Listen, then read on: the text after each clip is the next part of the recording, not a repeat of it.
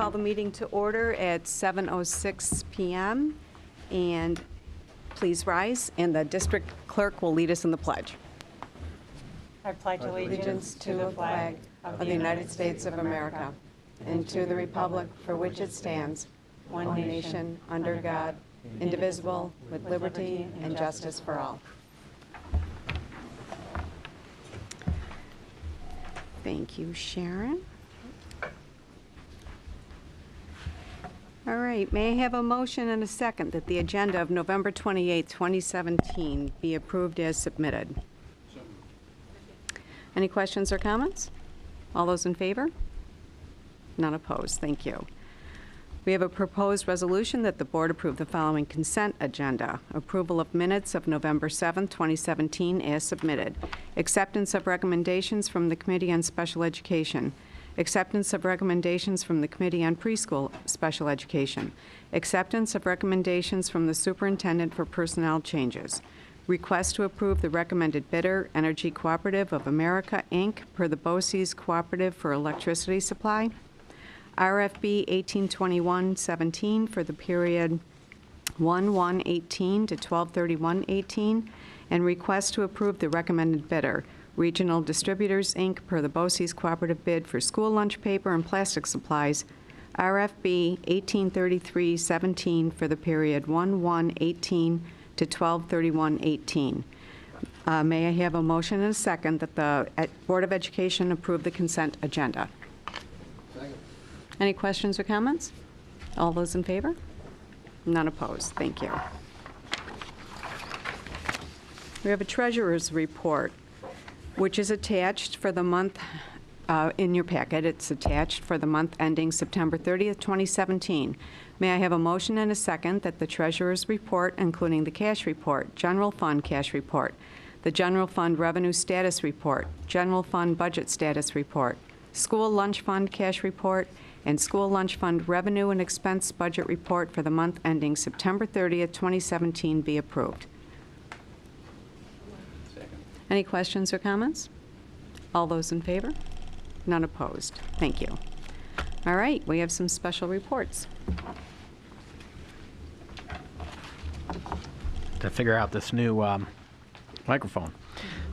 So just before we do special reports, for people in the audience and watching on television and for the board, there's some special guests we have behind the scenes of our technology setup that I just wanted to say thank you to. Of course, Kevin, who's been doing a wonderful job as he took over this year filming board meetings. But we also have Dave Renner, who is from the town of Penfield and does their sound over there and lots of other things. But he's here to also help support, as well as Ed Turkowski, our Director of Technology. And it highlights just another partnership we have with the district where Ed and Dave and Kevin have been working together to both share some equipment, learn from each other, and make sure that the product that we put out for these board meetings can be the best that it can be. So you'll see some changes. There's some more equipment coming, microphones, some speaker setups, and Ed can, I'm sure if you're really interested in all the details of the equipment, can help out. But we're going to be upgrading and making sure that the product that goes out is the best that it can be. So thank you to Dave and Ed, and of course for Kevin for being here this evening. We have two special reports this evening. One on the transportation presentation. There's some new changes. My little clicker isn't working. If you could click to the next slide. There we go. All right, so we've got two special reports: transportation presentation to go over some changes in transportation training for our bus drivers, and followed by our secondary school action plans by Mr. Buddington and Dr. Maloney. As I recall, we had our elementary principals here last time, and again, thanks if you notice in the audience, we have quite a few administrators from the buildings here to support each other, which is always nice. So Team Penfield all the way. But I'll have Gina and Mike come up to the podium, and it's all yours.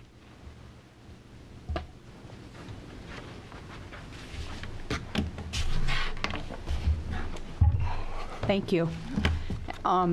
We're actually going to speak tonight on the new requirements for bus driver applicants to become actual school bus drivers. It's not even New York State, it's federal changes that are being made.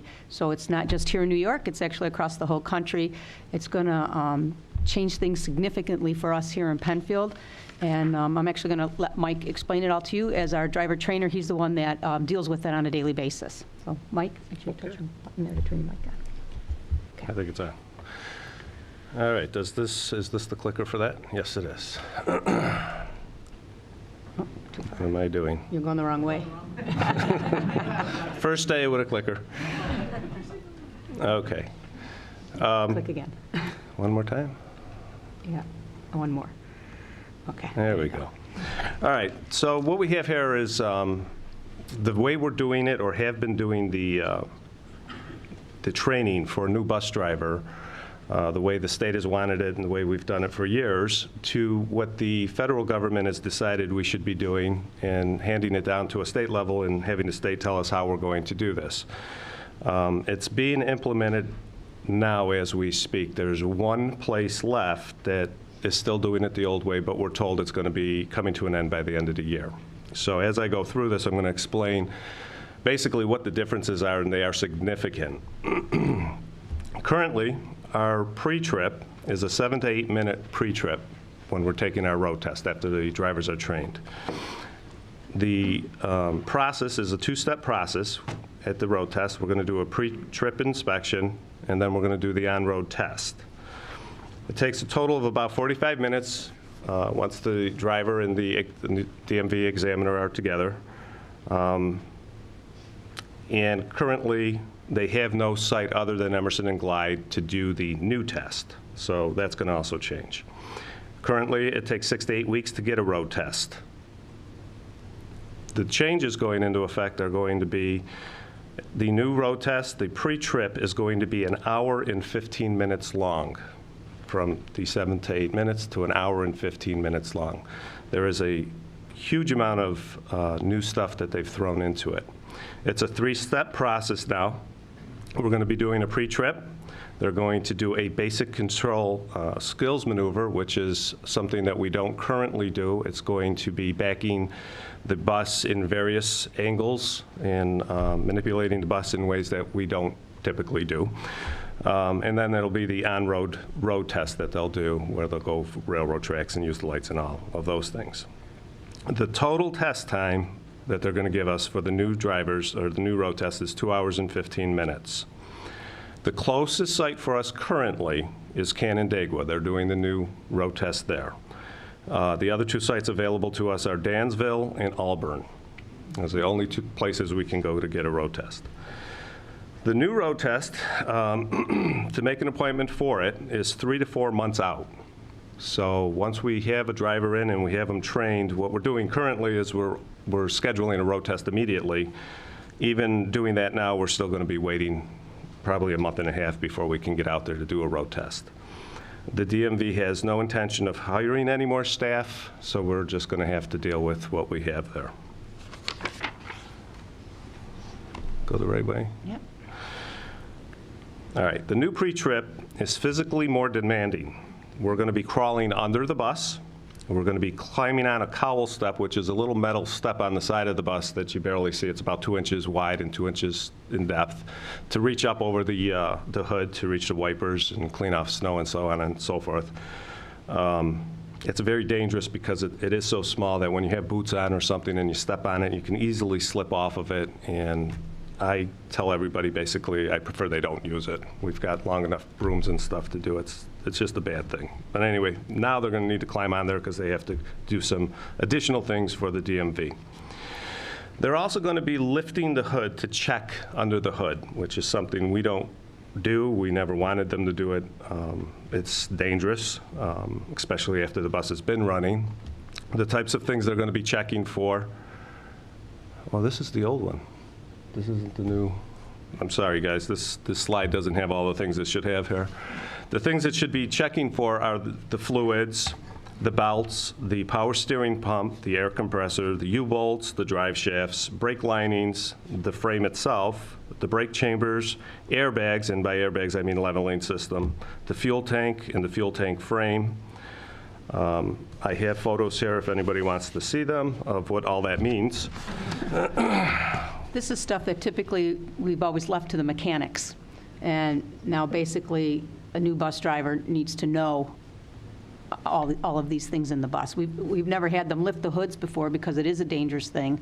But now, and I do want you to know that this is only for the road test. It's not part of our biannual testing as of yet. Right. That could change. So once they're licensed, they won't have to do this again. It won't be part of their, every 2 years when we test them, it won't be part of that, but there's no guarantees that's not going to change. Okay, so. Second, Mark had a question. Oh, I'm do, sorry. but let me just, there we go. I couldn't get my button pushed. Gina, if I could just interrupt for a moment, just to make sure the board has context for this. So, because I'm not sure it's clear for someone who's not as knowledgeable about it, where this occurs in the process, right? So I know you've always said that you would never hire me as a bus driver, but if that came to pass and I applied, I don't have a bus driver's license, so I would come to you with I would apply if you were interested in hiring me. I would begin a training process. Can you just walk me through about how long that takes, and then what leads up to this, or Mike can? Well, it doesn't mean you want to do it. Okay. Well, first of all, you'd have to have your permit with the proper endorsements before we would even train you. And then training actually depends on the person and how quick they catch on and how well they handle the bus. It could take anywhere from 4 weeks to 3-4 months. It all depends on the person and how comfortable they are behind the wheel and how comfortable Mike and I are with their abilities.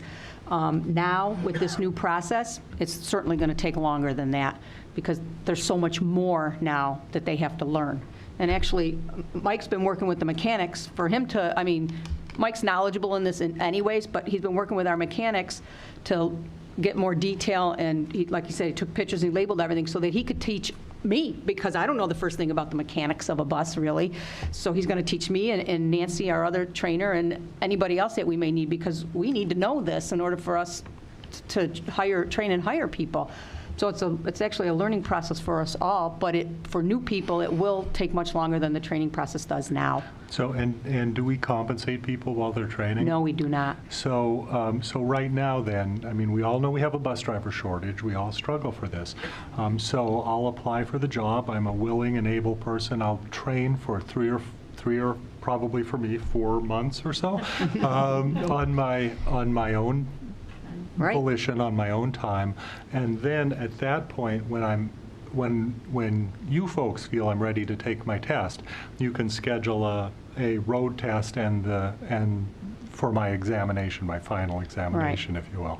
Well, Right? what we'll probably do is, because it might take 3 months to actually get the road test date, once we take you out for the first couple of times and we think you're pretty comfortable with it, we're going to schedule that road test anyways, because we can always change the date, and we'd rather have it so that we know in 4 months that we actually already have a date. When you're ready, we'll already have the date. Very good. Thank you. I'm sorry. I Yep, don't well, mean to that's interrupt. fine. So with all that said, it's going to limit the number of candidates that are going to be physically capable of actually doing this. We're going to have some issues with people not able to get under there. Opening the hood itself is a challenge sometimes for some people, especially when we put snow and ice on it. Excuse me. And also, the majority of our bus drivers are typically retired people, and physically, for them to be able to crawl underneath the bus or pull the hood is going to be quite the challenge for them.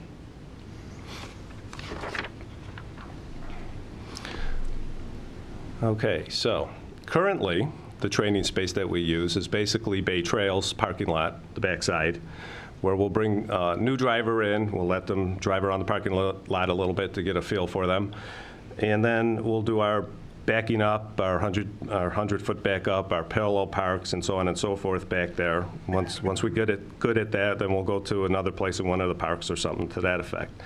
What's changed on this is now we need a space of 50 to 240 feet of permanent space for training, because the basic skills of managing the bus have changed, which you'll see in the next couple of slides.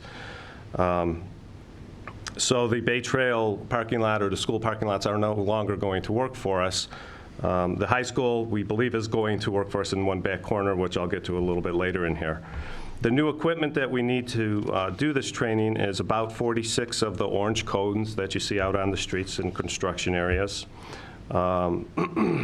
And we need a place to store them there, which I think we have that under Right, we control. were able to make some arrangements with the high school, and they've been gracious enough to give us the back parking lot near the tennis courts to use for training and storage. Pete Shambo has given us some space underneath the stadium bleachers to store the equipment. Right. So, and just as, actually, this is just a side note, it has actually nothing to do with training, but I just wanted you to be aware that next school year, we are going to need an additional 2 large buses, one for cobbles because the enrollment and the buses are full.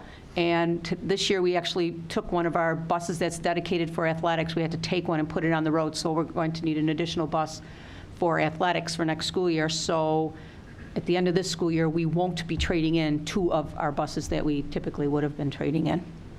So. Also, on another note with that, we're doing so much more training, so much more time with it, that we're using 2 buses now instead Right, of the we're one using bus 2 that we have training been using buses for instead of training. 1, right. All right, so what the setup is going to be is there's going to be 2 rows of cones, or 3 rows of cones, but they're going to be 12-foot wide and 100 feet and 200 in a 240-foot space. That's your straight line backup. We're going to have the driver be able to back the bus between those 2 cones for 100 feet without hitting the cones, and it's a 12-foot width there. So it gives them about 1.5 feet on each side to manipulate the bus. Should be easy, but it's backing up 100 feet with a bus is sometimes not that easy. Then we're going to do parallel parks, very different than how we're doing it now. We're going to parallel Does park. anybody want to apply at this point?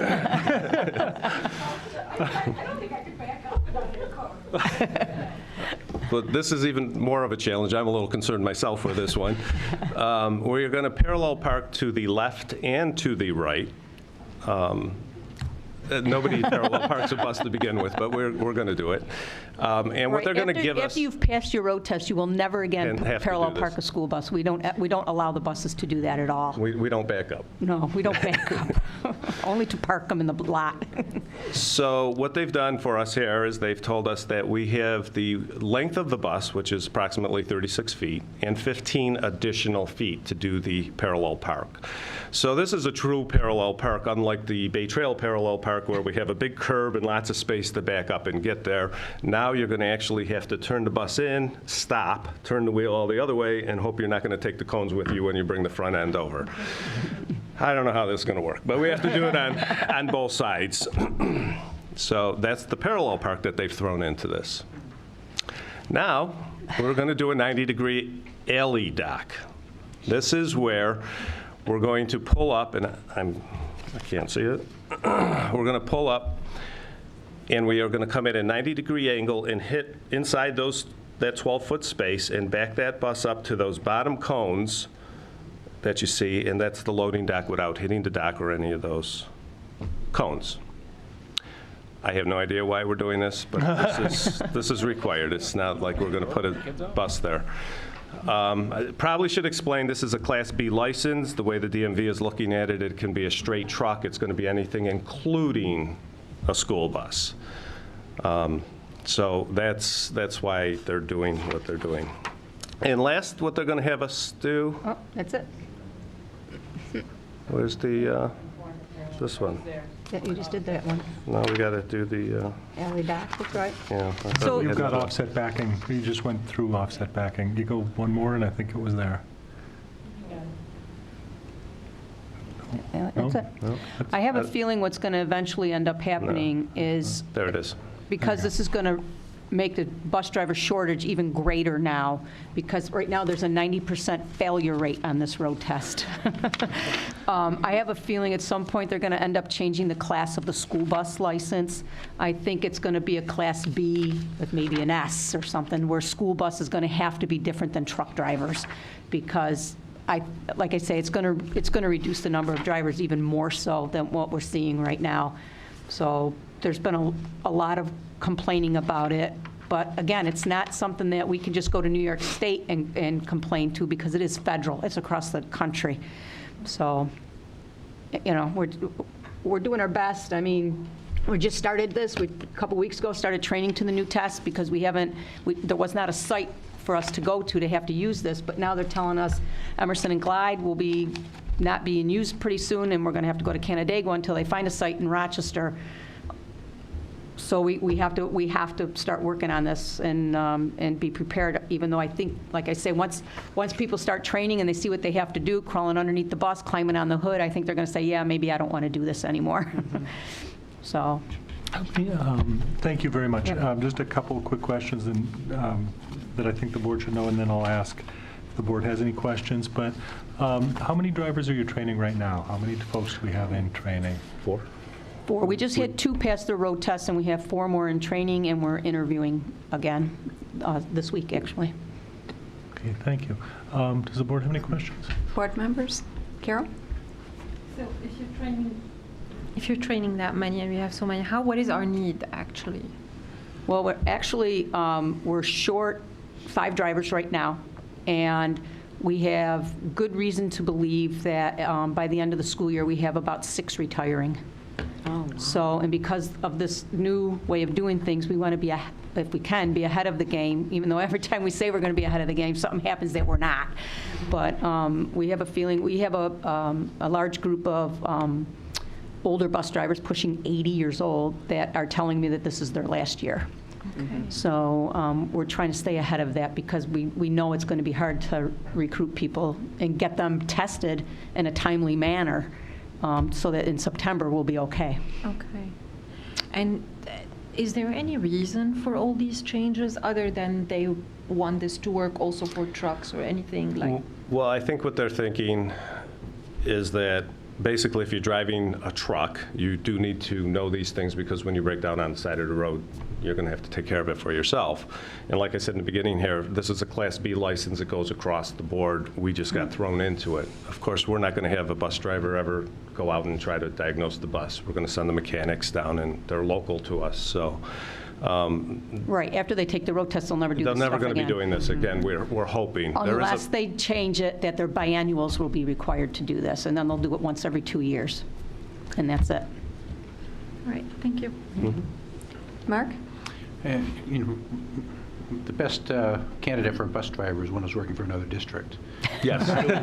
How do we make sure that other districts don't figure that out and make sure we retain our drivers? Well, actually, we haven't, I don't even remember the last time we lost a driver to another district. We actually have been very fortunate that they are leaving their districts and coming to us. So we've been fortunate. We haven't really lost anybody to another district. I think Penfield, as far as pay, is probably at the top of where the other districts are, so our pay is fair. The only, most people that are coming in are looking, they want to be regular full-time drivers because of the benefits, the health benefits. But if you look across the spectrum, most districts don't offer health benefits to the part-timers, or the per diems, as we call them. So we haven't come across that where we've actually lost. We typically lose people to retirement, really. We don't lose them to other districts. And you have a good sense of what other districts do as they change their pay and benefits? Yes. We keep an eye on that. Yep. Good. Thank you very much. Yep. I appreciate it. Oh, John? Oh, Do you I'm know, sorry. is there a mechanism or is there a way to petition for an exemption? Like if you provide like a policy and procedures manual saying, we never do this stuff, we never have, we never will. Right, that's what- Can we get an We, exemption from this new The Rochester rule? Area Transportation Supervisors Association, as a group, always lobbies in Albany. We go to Albany, they go every month, and we're always working towards, trying to get things better for us. So I'm pretty sure we're all just now getting our feet wet in this right now, and I'm pretty sure something's got to be done. Like I say, they're going to end up having to change the school bus license so that it isn't like this. It's going to have a separate a B/S, and it's going to end up being, it's going to have to change somehow, so school bus is different. So you might be licensed to drive a school bus, but you're not going to be able to drive the truck. That's the only thing, that's how they're going to have to fix it. Yeah. Okay, thanks. I have a quick question. When does this go into effect? Is this as of now? Yep, it's already in effect. Okay, and current bus drivers, they Their don't? grandfather. Their grandfather. Okay, all right, very Yeah. good. Yes. Yeah, I know, but you never know. All right, no more questions or comments? Well, thank you very much, Thank Tom. you. Appreciate your time.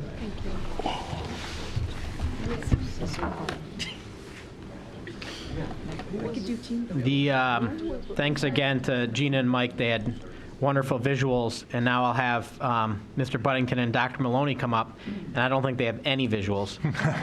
But I'm sure that they will keep us engaged with their school action plans, and I'll turn it over to Winton and Leslie.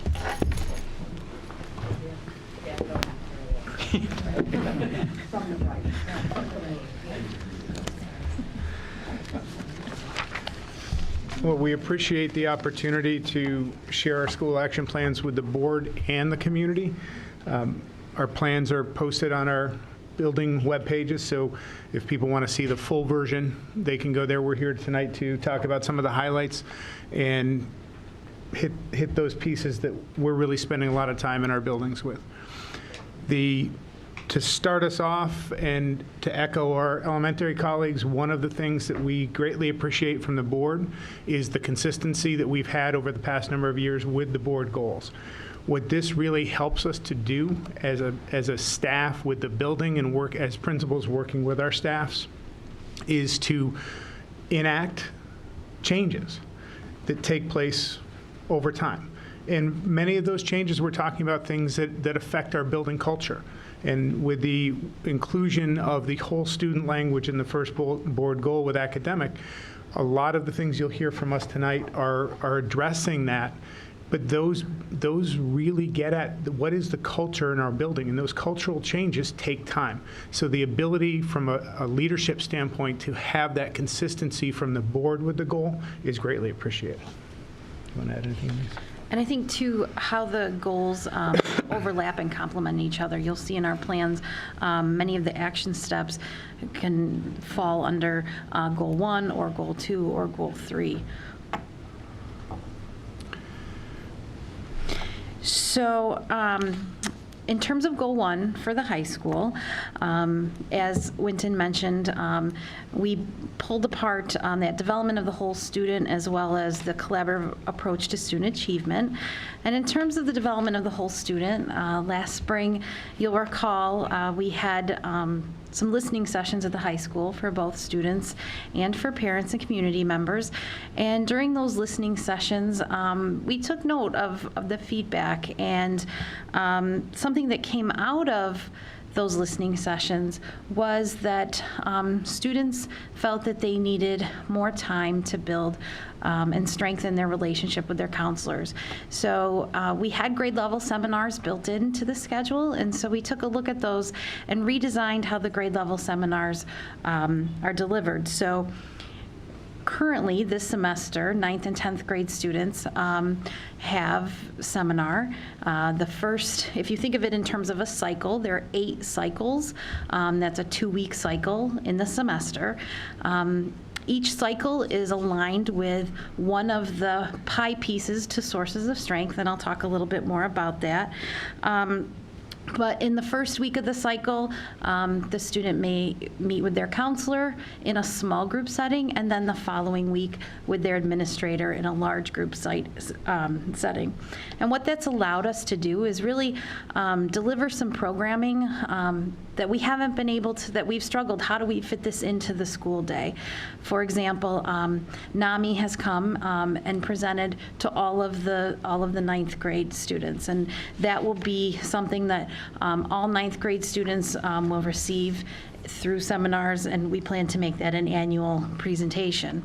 Another piece I think I mentioned at the last presentation, we've had someone from the Sheriff's Department come and talk about social media safety. And then the counselors have worked on some of that whole student piece, building their resume in Naviance. Some of the troubleshooting. I'm struggling with my locker. Who do I go to? What do I do? How do I get my locker unlocked? I'm not sure about this class. I'd like to drop it. What do I do? Some of those troubleshooting pieces that come with the transition to 9th grade. Parents, we've been keeping parents informed of these seminars by including each time a cycle wraps up, we include in our new weekly newsletter what has occurred in the seminars. So we've really tried to make the seminars valuable for students.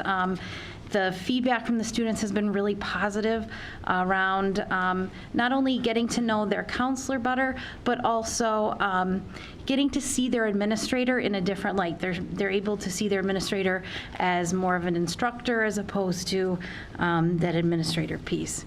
And then our partnerships. This really, it relates to the social emotional support, but it also it aligns to goal number 2. So I mentioned NAMI, and then last night we've been working very closely with Delphi around the Kevin Hines presentation. Delphi was able to help us and bring Kevin to the area. Rochester Regional Health, I think we spoke a little bit about this during our last presentation. This is an amazing partnership where at each building, Bay Trail and at the high school, there are therapists. We're able to connect students directly with therapists from Rochester Regional Health. The Mental Health Association of Rochester, they are actually offering some of their counseling support groups. They have a support group for students as well as a support group for parents, and those are held right here at PHS after school hours. The Eastside Y, this is an awesome partnership. They are offering $10 a month student memberships, and students can catch a bus here from the high school right over to the Y. And then the University of Rochester, we're continuing that implementation of Sources of Strength, and Sources of Strength is a resiliency program. I've talked to you about it in the past, and it focuses on 8 different, what we refer to as pie pieces, 8 different sources of strength, and those are what we've designed those 8 cycles of the seminars around. And then that collaborative approach to student achievement, still continuing to work on our RTI here at the high school. We really took a look at the elementary, their data days, and how they build in opportunities for teachers to review assessment data and discuss that and make changes in student programming. And we're working to implement a similar benchmark assessment cycle, and we're starting this year with the Regents courses.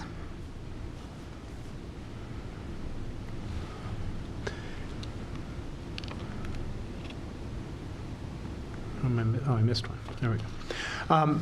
At Bay Trail for goal number 1, we're really looking at what we do consistently and purposefully around academics and around how we support the whole student. So, and those words are really what we're talking about. We're asking the question, why do we do what we do? What does that safe and supportive environment look like in the classroom, and what are you doing purposefully as a teacher? What are we doing purposefully as administrators to promote that feeling of a safe and supportive environment? We're having those conversations in our faculty meetings, our grade level meetings, our core team meetings, and using the resources we have. We've both been successful with getting a grant for the Ken Ginsberg work on reaching teens, and we'll be going to a training next week on using that toolkit and how we can help use that to build resiliency in students. And then last year we started Ripple cards at Bay Trail, which are just what they sound. It's a simple little business card, but create that ripple of positive behavior. It was a way to catch kids quickly doing something positive. What are they doing? Thank you for helping pick that up. Thank you for doing this. Thank you for doing that, without having it be a long process. And then incorporating with that incentives. So we've had an incentive for an egg toss competition.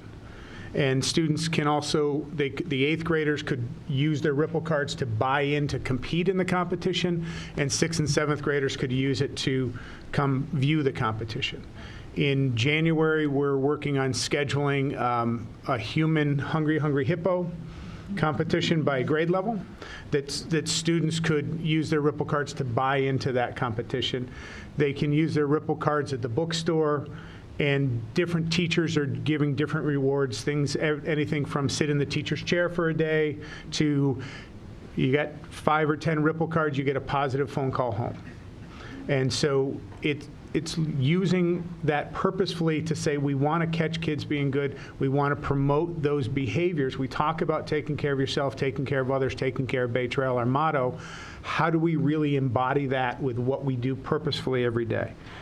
And with that, still continuing the work about the guaranteed and viable curriculum and the academics. And as we look across the houses at Bay Trail, are we having a consistent experience for students in English, 7th grade English, no matter which teacher they have?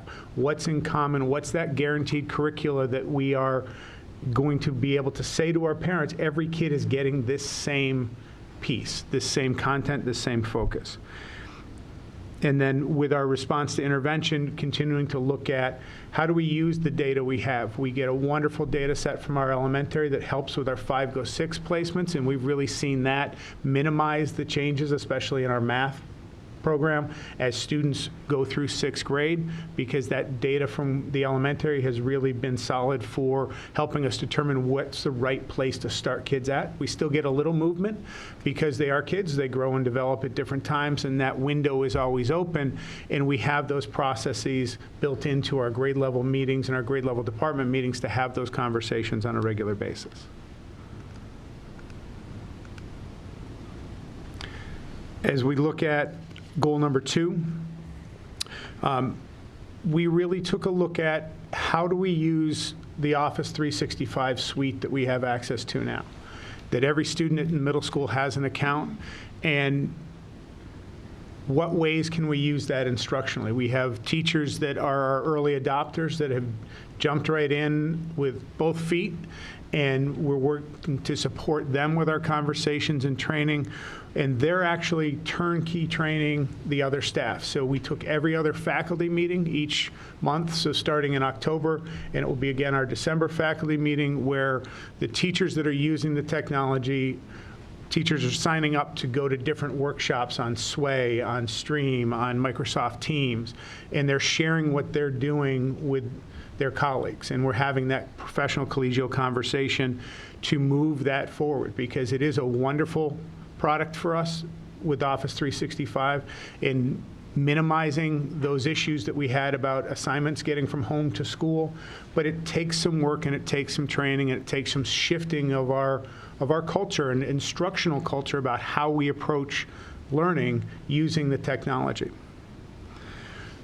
With that, we've had conversations about communication with parents as we think about our partnerships with parents.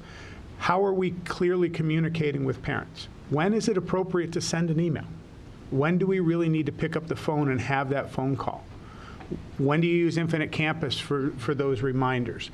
And we're having those conversations with the staff. We did activities at the beginning of the year to start the year off that way, and those continue in our core meetings as we go throughout the year.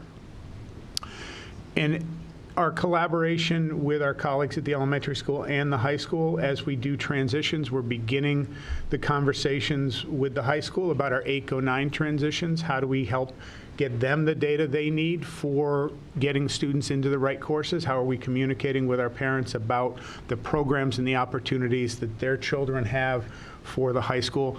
Those are very important partnerships that we have.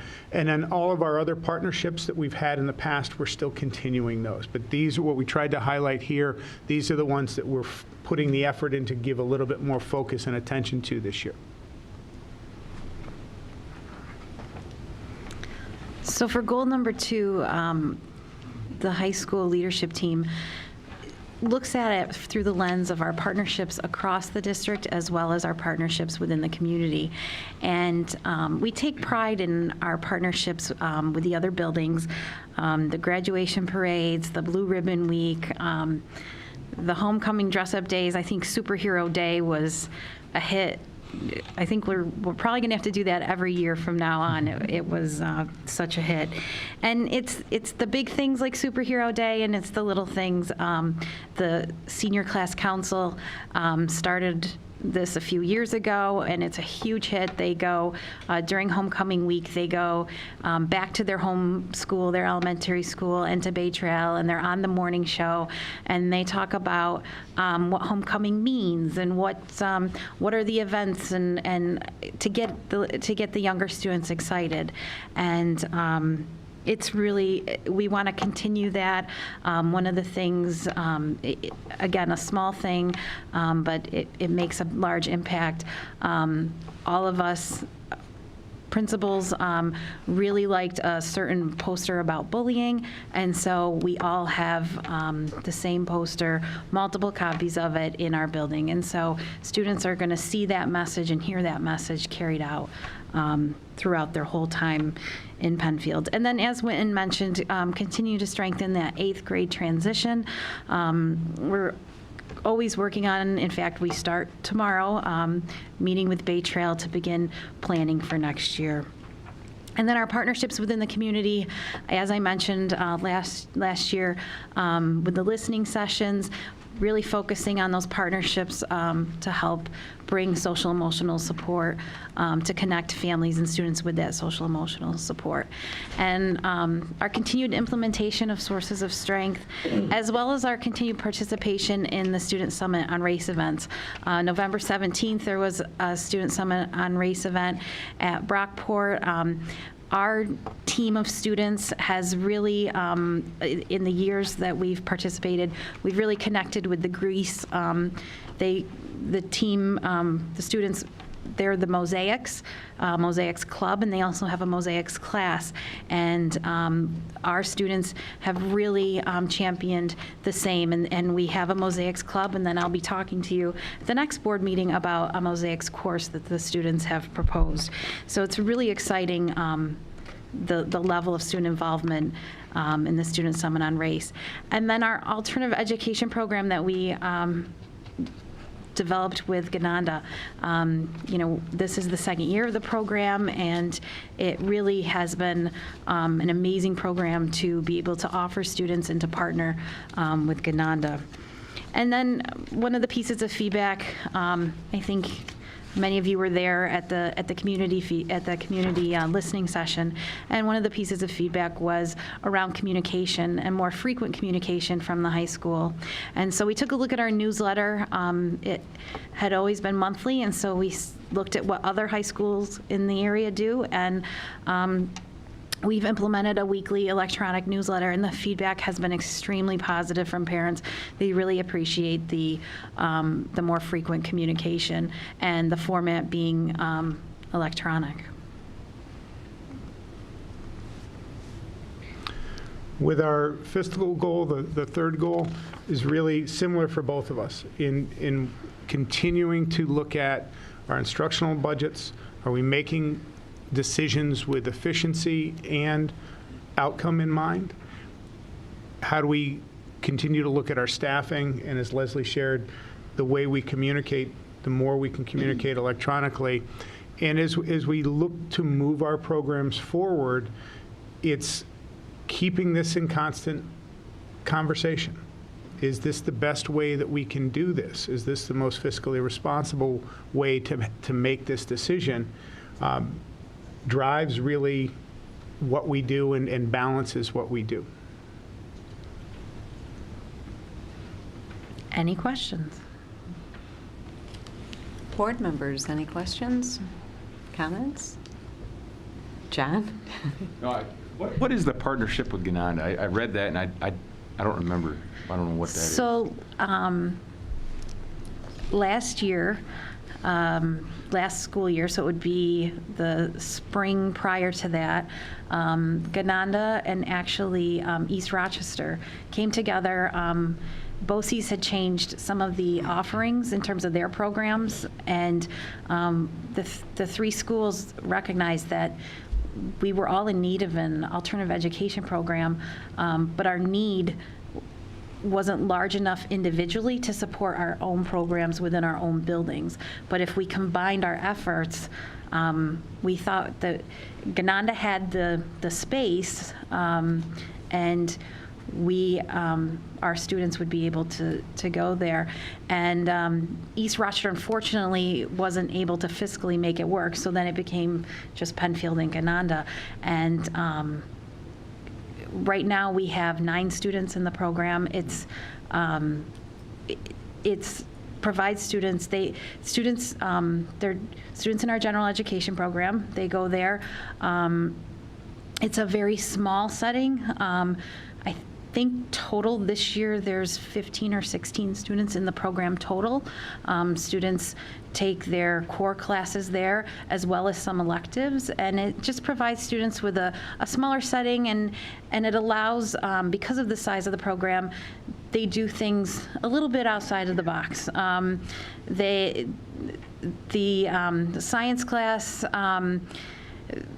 they do some really cool, funky things, and it's just they're able to offer opportunities that are a little bit different than what we can do here because of their smaller size. Yeah, it's one of those things that if you build it, they will come.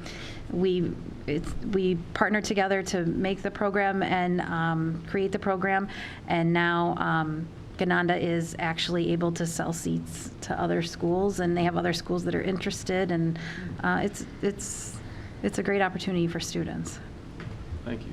Can I just add on that? It's really a lot of our students who we see as school avoidance, and those who may, for lack of a better term, sort of can be potentially falling through the cracks of a traditional high school schedule. So they are able to do some really unique things, a lot more partnership with humanities in terms of English and social studies, and what kind of a work gets assigned home. Having toured over there, I haven't been there this year, but last year, their cafeteria is basically would look like a teacher's sort of teacher's lounge, because it's not a large cohort of students. But they voted as a school community on what their mascot was going to be. They sort of vote on the rules of the school, and it really is an alternative program. In Penfield, history, we had an alternative education program, which was much different. It was in our high school. It was one teacher teaching many subjects, and we weren't seeing students really being successful in terms of graduation. So we moved to BOCES because BOCES offers some incredible programs, but they shifted their programming, and many schools started pulling out of that program. And so instead of, it's really kudos to Dr. Maloney and the district, because instead of waiting for BOCES to create something new and just waiting, we move forward with working with partnerships of other districts to create a program that will help these students. And so far the success rate of those kids has been wonderful, and it is always a hard part of being a large traditional school district, which is that it's not the right niche for everybody. And again, there's general education students, and so they're held to the same requirements for graduation. They don't, they still have to do everything the state requires in order to graduate, but it's the attendance rate, I know, has been wonderful, and kids enjoy going. And it's a longer bus ride out, so it's something that, as a board, if we're interested, we can always set up a tour and head out to Gananda as well. Mm-hmm. We'll pack a lunch. So That sounds good. it's not far. No. Some of the board lives a little closer. No, it's not bad. It's a beautiful drive, just not in the winter.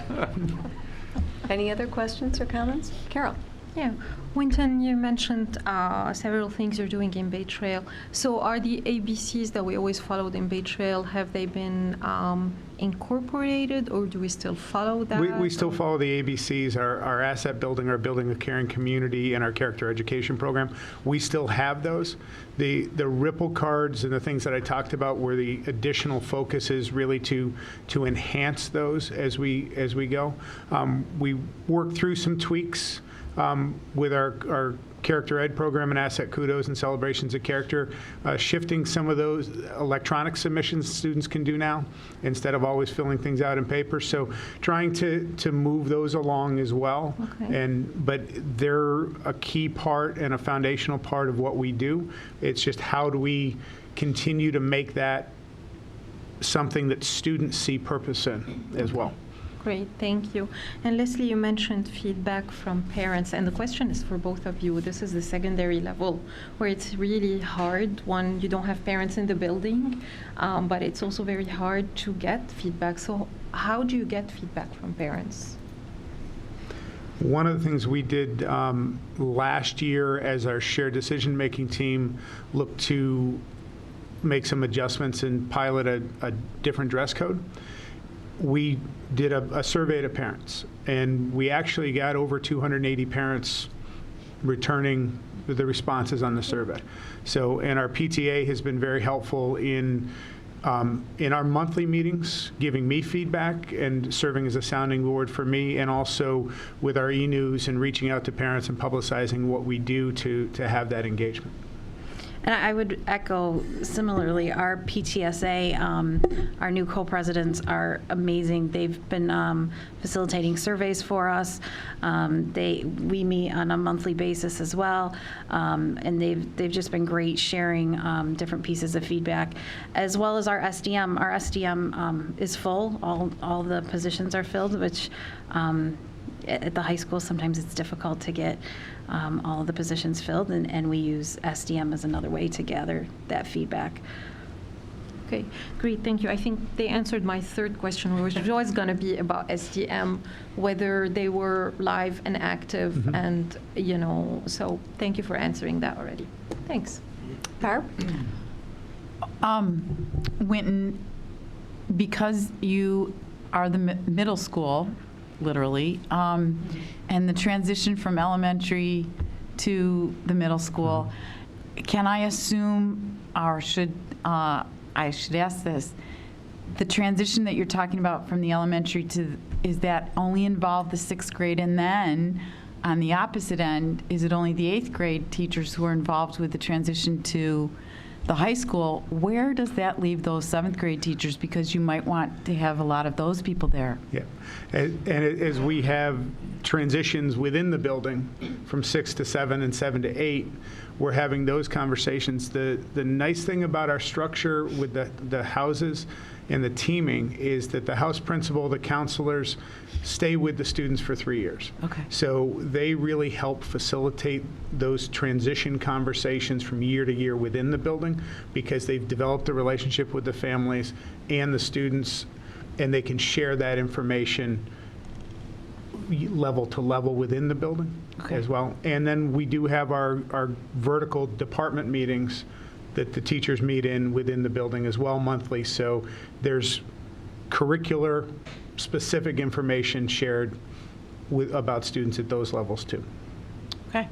And then the transitions for our special ed population, that goes across the whole board too, then Yep. up to the high school that, okay. Yep. Okay, thank you. Any others? So I wanted to say, Winton, I love that Ripple Card program that you have going on there, and I just love the idea. I can only imagine what it must be like to have a student know that their parents received a phone call or some such acknowledgement, especially though in that regard, parents must feel so proud, and then the students just must feel very accomplished, and I think that's, I just think that's wonderful. Well, and it's great for me to sit here and talk about it, but the real credit goes to Mrs. Stutz for driving that forward as implementation and really making it happen in the building. That's So nice to hear. That's appreciated. Well, and I see that you've got support out there in the audience. I think that's wonderful. Great Team Penfield support that's just fabulous, and we're all very proud of that. And that's nice that you mentioned that. And Leslie, I wanted to say, you know how excited I get about the partnerships.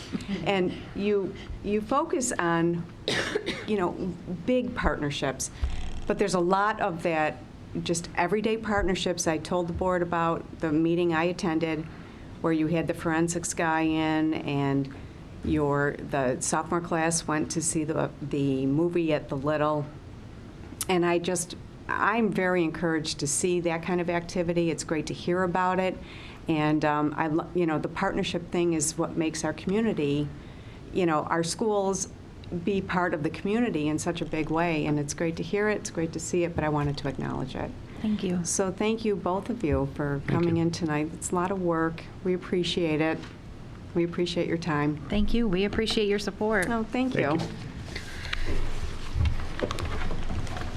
I think Mrs. Dean just signed up to be on the Hungry Hungry Hippos team. Yeah, I think Is that what I just did? Thank right. you. It's probably easier than trying to back up the bus. Yeah. Okay. Now is visitor speaking time, and I see we've got a visitor tonight, so let me go through. Time is provided within the agenda for residents to bring concerns and comments to the board. Comments should not be related to any particular individual or to the specifics of negotiations, since it is not proper for the board to discuss these issues in public session. A request to speak and a comment form must be filled out prior to the start of the citizens' comment period and given to the district clerk. It is expected that speakers will limit their comments to 5 minutes or less. The board reserves the right to limit the total amount of time spent on the citizens' comment period based on the length of the agenda. Written communication to the Board of Education is encouraged as well. Now, that was just, I just did that because we've got visitors tonight, but I know you two know. But normally what I do during the meeting is if we don't have visitors that night, I just acknowledge that we have a protocol. So I just needed to indulge the whole process. So, Krista and Mary, welcome. Thank you. Just to make one comment on your comment regarding our last speakers and being a proud parent as far as getting one of those phone calls. Mm-hmm. Having two boys in the district, one I get a certain set of phone calls on, and the other I get different phone calls. When I see 249, that panic, kind of kicks in. But I will say I've probably gotten 3 or 4 on behalf of my older son, who's now graduated from the high school, from Miss Six, saying something that he had done, congratulating him, and she would have me on speakerphone so that he was there hearing my reaction. So it was a really cool thing to get those. Oh, that's so nice to hear. So just to share that. So we are here, Mary and I are here on behalf of Special Education PTA. It is yet again book fair time. This Saturday is book fair, so we will be at Barnes & Noble all day long. All day. What we've handed out is the flyer, and this year it does host the artwork by our poster contest winner last year. Kind of our outline of what we've got going on. We've got authors coming, and much of that is thanks to Mary for organizing the authors and the music. So we've got Jim Westcott back, we've got Julie Cummins, and we've got Jeff Minard with a special guest, Susan B. Anthony. Oh, wow. And Dr. Putnam will have the luxury of interviewing Susan B. Anthony. So we want to extend an invite to everybody at the board. We want to extend an invite to the community. Again, we do have all of our elementary, if it's not a principal, it's somebody from one of the buildings reading at the elementary level. We've got music at the elementary level. High school, we've got the Animal Rights Club. Those students are coming in and they're helping our students make a craft. So again, it's school-wide, it's community-wide, and what's kind of neat when we have our planning meeting in September with the Barnes & Noble Webster Book Fair people, they kind of always compliment us on having kind of the best run book fair. So each year puts a teeny bit of pressure on to keep that going. So hopefully momentum is there, and we're doing something a little bit different this year. Money raised will be going to high school seniors, as we usually do, but instead of buying books this year, what we kind of thought we'd do something a little bit different, and we've got a grant that we're going to propose to teachers. Teachers are welcome to apply for the grant, and the money will go for something that they need in their classroom. So, Mary, what am I missing? I don't think anything. I think you got it. Oh. Well, okay. We did do cheesecake order forms. You could still order cheesecakes, and make sure you say they're with the SEPTA Book Fair. What we also passed out this year is kind of the rundown list of things, of the events we have going. I think usually I pass out the flyer and maybe the author flyer, but I just wanted to have an idea so you had kind of a visual in front of you of how much this is district-wide, as far as from the music to we'll have art from all 6 buildings hung up in the Barnes & Noble. So we really try and pull in as many district people as we possibly can, and also include those, some from the community. Nice.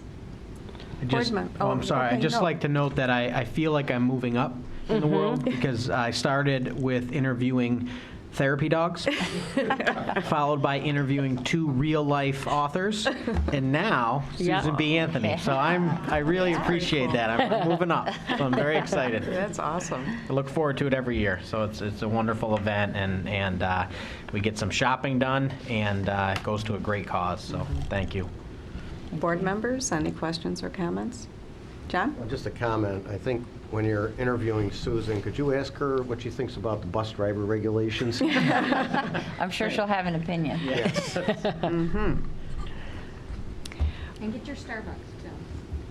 Get you, Yes. Starbucks. Yes. You can get All Starbucks purchases count for book fair sales. If you don't have a voucher, just say you're with the book fair. That's good enough at the registers. Okay. So don't bring Very your good. coffee. Go Yes. get your coffee when you get Yes. there. Okay, all right. The good to large know. ones. Well, thank you, Krista and Mary, for coming tonight, and thank you for your dedication to SEPTA and all the work you do for them and within that organization, and this, the book fair, because I told my husband, I think I told him yesterday, I said, the book fair's coming up. He's like, we're going, because All he right. loves going. So it's a fun activity, and we appreciate the work you do on it. Well, thanks. Thank you. We appreciate the time. You're welcome. So see everybody on Saturday. All right.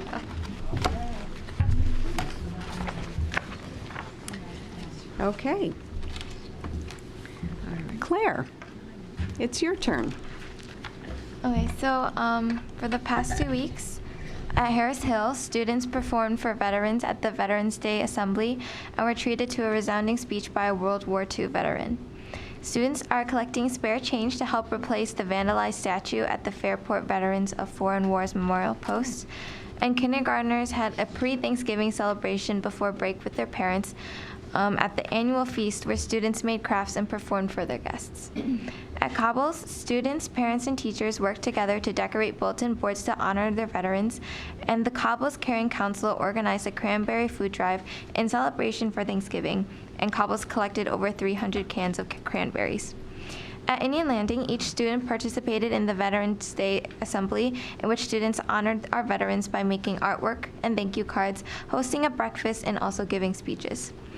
At Scribner's, students showcased their gymnastic abilities for their parents during Family Observation Day for the Physical Education Gymnastics Unit, and kindergarten classes celebrated the spirit of Thanksgiving before school break by learning the history behind the holiday through song and dance.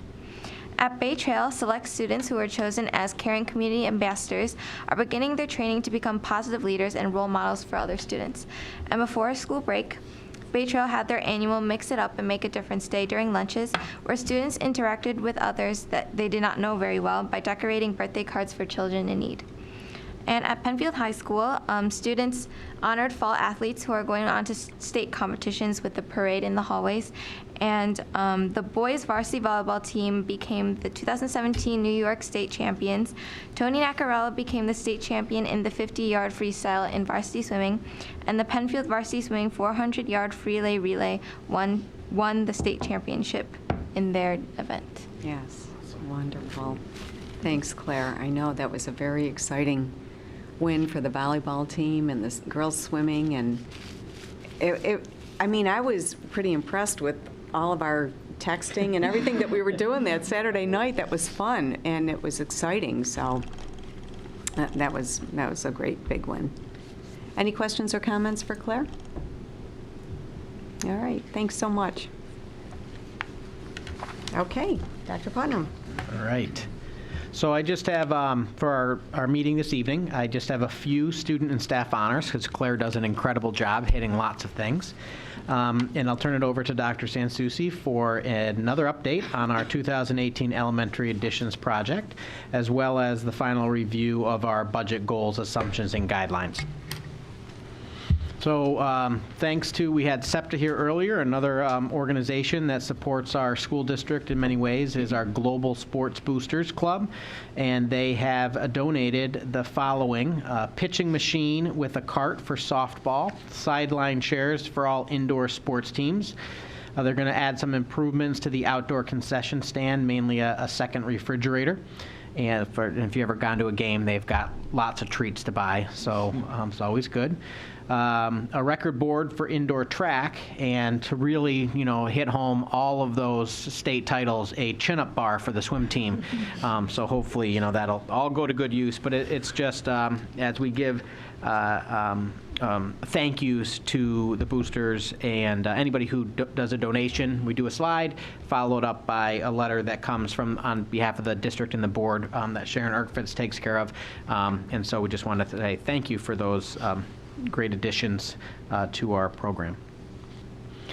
It's athletic signing time of year. I won't go through all the students' names and where they're going to school, but some wonderful students who signed to play division sports, and it's a nice opportunity to celebrate with their families, a nice photo op, and all the names are in the agenda, and just congratulations to all of our athletes who are continuing on to attend college and also to participate in college athletics.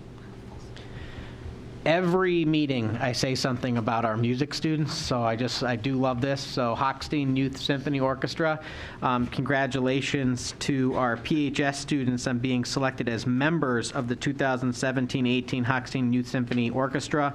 Nicole Page, Alina Chadwick, Mitch Siegel, and Justin Morante. I'm very proud of their talent and hardworking students. Also, the Rochester Philharmonic Youth Orchestra, congratulations to the following high school students on being selected as members of the 2017-18 Rochester Philharmonic Youth Orchestra. Sarah Chen, Jasmine Kiley, and Serena Yang. And of course, I saved the best for last is our own Claire Guo, who I'm very excited. So thank you very much. And I know it's a lot of hard work that you put forth, all the students. Having two young boys that play violin and viola, it's not natural talent. It's a lot of hard work and dedication. So. That's true. And I think that's my last slide, and I'll turn it over to Dr. Sansucci for an update on our project. Thank you. In your agenda tonight, you have an item on for the board to make a determination regarding seeker. And I also need to follow up on where we left the last board meeting. So if you'll recall, at the last board meeting, we had our conversations with the State Education Department. We had a review of the aidability of our project, and we were taking that opportunity and that information to do sort of one more round of conversations with buildings and with principals before we made a final determination as to scope of the project. So we have some changes to the project. Most of it remains the same. But I just wanted tonight update you on where we're at with that, and we have some folks here tonight, guests here tonight, who will be speaking to you with regard to the seeker process itself and where we're at with that. So in terms of the scope of the project, and you'll note, I think we've seen these slides a lot. But we continue to talk about it so that folks who are just tuning in can hopefully learn a little bit more about the project. But what I would note about the slide, as we're getting closer and closer to the moment when we finalize scope and and set a vote date is that you'll notice this has said tentative scope prior to now, and tonight it says scope. So we're honing in on that final decision point, but it remains, the most important part perhaps of the project remains 4 classrooms each at Scribner, Cobbles, and at Indian Landing. At Scribner, we had been, and we've been talking about gymnasium and cafeteria expansions and parking improvements. That remains in the project, and there were no changes there. You'll recall that one of the discussions we had at the last meeting was that the State Education Department felt that our cafeteria space was adequate and was not going to provide aid for that. That creates a different kind of decision point, but the cafeteria at Scribner is already too small. And with the addition of 4 classrooms, it won't work. So we'll continue with the additions to the cafeteria space there, as well as the gym, and none of the parking lots or site work, I should say, in any of the buildings changed. Cobbles Elementary, again, addition of 4 classrooms. The parking and traffic improvements remain, but we did make the determination to eliminate the gym addition at that building for multiple reasons. It was, after SED review, it was not going to be an aidable part of the project. So while we can still go forward, that increases the cost to the taxpayer. So we had some further conversation with the principal in the building. Dr. Putnam led that conversation, and we feel that with the addition of 4 classrooms, that's 2 additional classes of gym. And with scheduling, they believe that they have the capacity to accommodate that. So with that, with the additional costs, and also with the idea that the construction of the gym, you'll recall the layout of that building, if we add that additional gym space now at the end of that corridor, while nothing's impossible, it makes further classroom additions at that building sort of more difficult. So we thought at this point, based on, there's still some uncertainty in the air as we move forward, so we thought that made the best choice at this time. It saves some money in the project. You'll see later when I show you the budget that the project total is reduced. It improved the aidability of it, so we're recommending that be removed. 4 classrooms at Indian Landing still. No changes. Cafeteria expansion remains. The bus loop and parent drop-offs. Really no changes at all at Indian Landing from what we've been talking about. Just wanted to put on one slide what is different, and at the next meeting, depending on what happens with seeker tonight, when and if you schedule your vote, we'll have revised slides showing the changes at all the buildings in a visual manner. But just for tonight, so Cobbles, the cafeteria service line renovations that we're in remain in. There was never an expansion at Cobbles, but we're going to continue with the service line renovations to make that a little more efficient. The gym space was removed, and there was a loading dock that was proposed for expansion and change, and that's been removed from the scope as well. Scribner, the gym's still in. The loading dock that's there will be included. We looked at the loading docks because it felt like that was a piece of scope that could be removed in terms of budget control. But at Scribner, it's part of the renovations along the whole back of the building. It doesn't make sense not to do it while you're essentially doing work to the entire back of that building. So it remains, the cafeteria expansion remains, but it was modified slightly. There was included in the preliminary drawings a sort of a patio area and some additional glass wall space. That's been scaled back. It will certainly be adequate space. It'll be nice space, but it'll be more in line with what we have in the other buildings and with what we've traditionally had in terms of cafeteria space. At Indian Landing, I just wanted to emphasize again that there's no change in that cafeteria expansion still remains. So those are the scope changes. In terms of scope for the The transportation, the joint transportation and buildings and grounds facility, no changes. Still includes the purchase of the parcel at Jackson Road and the construction on that site. At the 5 Mile Line site, the old bus garage, the old maintenance facility, will be renovated to include a bus wash. We'll continue to use that site as a space or as a center for some bus routing, but we'll also include in the building the facility for our network operations center. So we'll be moving the computer servers from the high school, freeing up some instructional space there and housing them at some renovated space in the existing bus garage.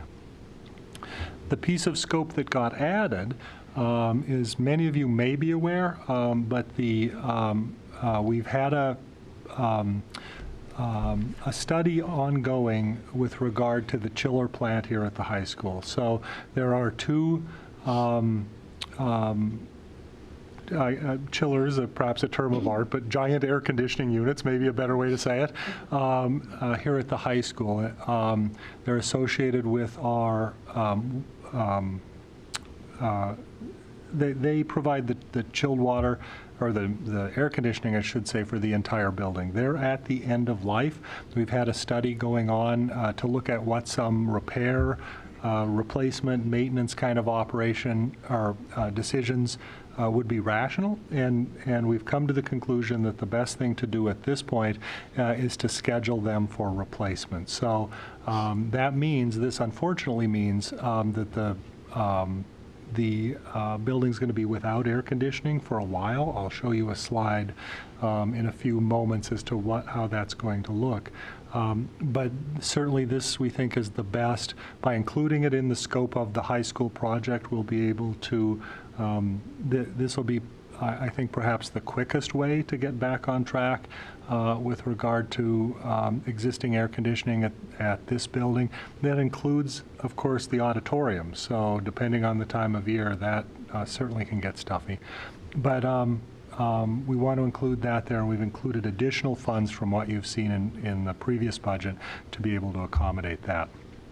This is what the budget looks like now. So a total of $42.3 million. You'll recall the last budget that we looked at was around $43.5 million, thereabouts. So we've, the elimination of the gym space there certainly helped. The elimination of the loading dock, but that's slightly offset by the increase in the value of the work at the high school in terms of that renovation. But we feel that this is a good budget at this point. This is the number that we propose at a future meeting that you would be making a decision on offering to the public. Just to, I talked a little bit about how our decisions had improved the aidability of the project. This, you've seen this slide before. This is our existing plan for debt service. And this is the proposed plan for debt service. While you don't have them side by side, what you see here is the future. Our goal here was to even out the positive cash flow from our capital projects at about $1.5 million. Those decisions add an additional year at exactly $1.5 million, and the other years, the additional years, the difference is now down only to a couple of $100,000, and it extends it out several more years. So I think it was a worthwhile exercise. I think it was an improvement to the finances of the project over the long term, and I think we're ending up in a very good and rational space with regard to our offering to the public. So in terms of timeline, the overall timeline, tonight in a few moments you'll be hearing from Mr. Primo regarding the seeker process. I believe if you make a determination, depending on your determination tonight, it's going to be possible at the next board meeting for you to schedule a vote date. And the vote date we would propose in that case is February 13th as the tentative timeline. If there's a successful vote in February, we'd enter a design phase that would go through at least October of 2018. We're anticipating an SED review between November and September, with then bidding and awarding in perhaps September, October, or November of 2019, construction to begin. So we presented all of this in more detail to the Facilities Committee. And I think that, our Facilities Committee meetings and really what we'll begin to undertake now is, in terms of our planning, is phasing of construction. What do we build, when, how do we do this, where do we start, what makes sense, what building goes first, how do all the elementaries go at the same time, just really begin to start thinking about the nuts and bolts of how all of that work is going to happen. We do know, though, that we want to move quickly with regard to the chiller. So there's no need to wait to submit it along with the entire project. We can, with a positive vote, submit parts of the project to SED for review. So we would propose that with a successful vote, we would begin design.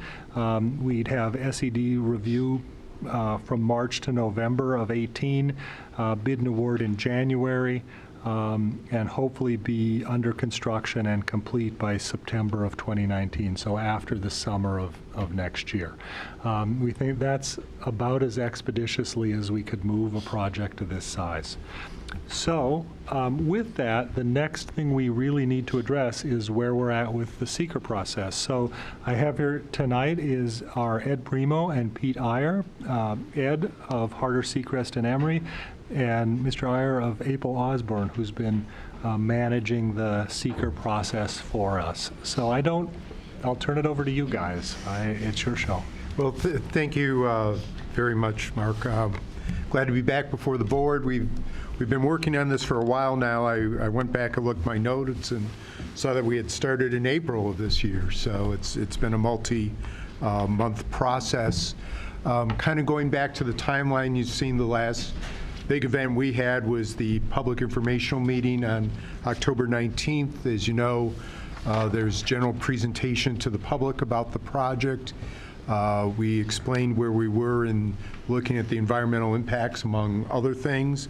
And we did receive very minor comments, but some comments that certainly the district team has considered and taken a look at. As you know, we have, as a team, drafted up a resolution for the board to consider tonight, and also a full environmental assessment form.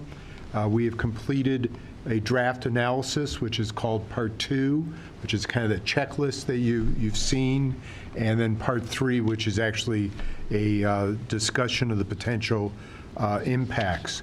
We've also received comments from other agencies, particularly with respect to traffic. We've had Monroe County Department of Transportation and the New York State Department of Transportation look at the traffic impact analysis, and they've agreed that there really is no impact, that the existing infrastructure can handle it, and so that's all good news. We've also received comments from the State Historic Preservation Office, or known as SHPO. They also have agreed with the basic conclusions. They talked a little bit about Indian Landing. As we go forward with some changes in Indian Landing, we'll be involved in further discussions with SHPO, because they really like the Indian Landing building and the historic character of it, and want to make sure we preserve that, which is certainly the plan. The Part 3 that we have, which is kind of a key part of the environmental assessment form, goes through 18 different areas of potential environmental issues and discusses each one. For most of this project, which is work at existing facilities and buildings, much of which is interior renovation, replacement, like the chillers or whatever, those are known as what we call Type 2 actions, which mean they don't have an impact on the environment. There are some other site works, and in particular, the new facility on Plank Road, we took a little bit more of an analysis and discussion of that, and that's all laid out in your Part 3. So we go through each of the 18 areas. I'll probably just highlight some of them. You'll find that almost everything, I'm going to be talking about concerns Plank Road, because that's the only place where we're really taking a site that isn't developed and putting something new on there. So one of the areas we look at is impact on land. As I say, most of this is on a place where we already have buildings and facilities, so there's no real change. But on the Plank Road site, we have a little discussion about that. There will be a disturbance greater than 1 acre, so there's standards we have to meet from the New York State Department of Environmental Conservation concerning stormwater construction. We will meet those standards. Those standards are to prevent there being significant impacts. We discussed that, and that's kind of the plan. Impacts on surface water, once again, most of the sites very minor, but on Plank Road, we will have to comply with the state standards. We know how to do that.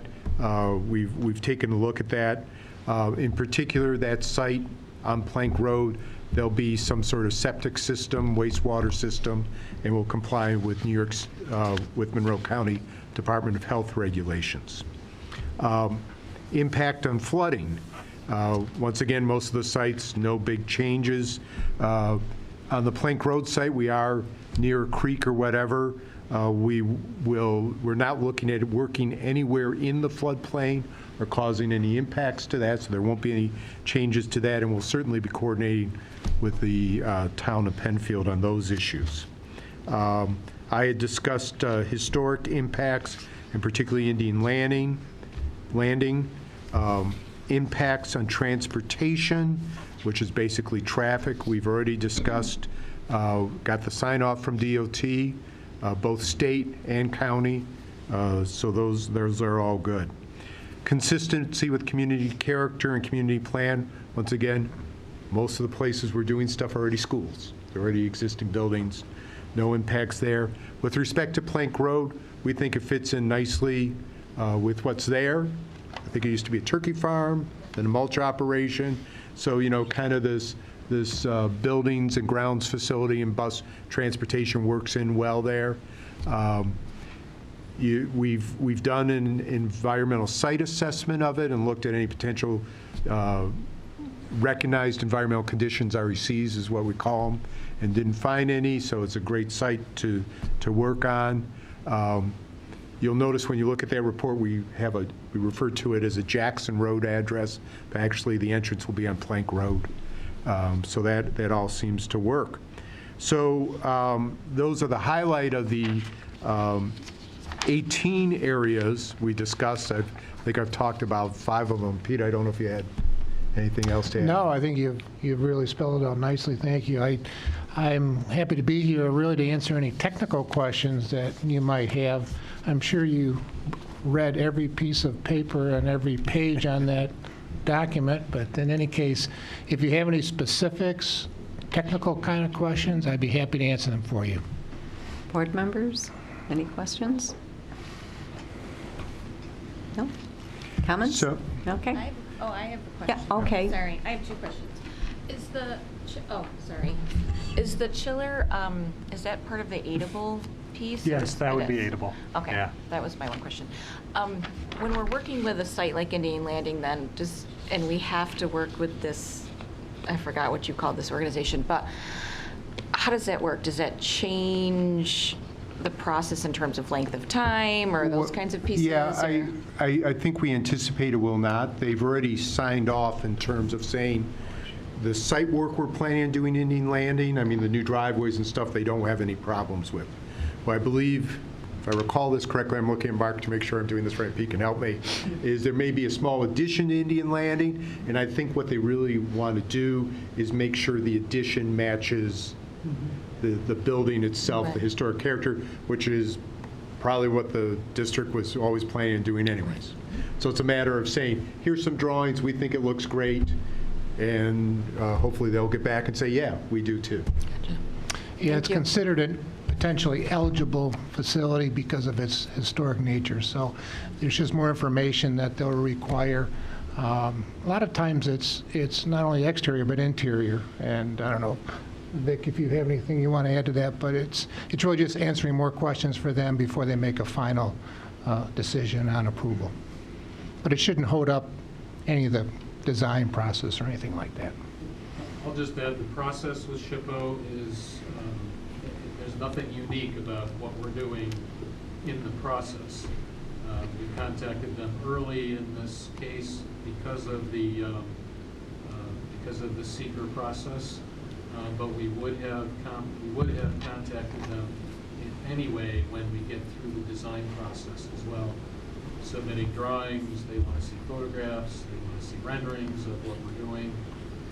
So we're really giving them an early heads up, and they've given us an early heads up that they're going to be sensitive to the architectural significance of that building, and we've already been aware of that. We've talked a lot about it in all of our ongoing meetings. So, as I say, we have the analysis that's been presented to you. You have a resolution. What the resolution says is, well, based upon all this work the team has done in your review of it, you believe this is a project. It would be your conclusion, the board's conclusion, that as proposed will not have a significant adverse impact on the environment.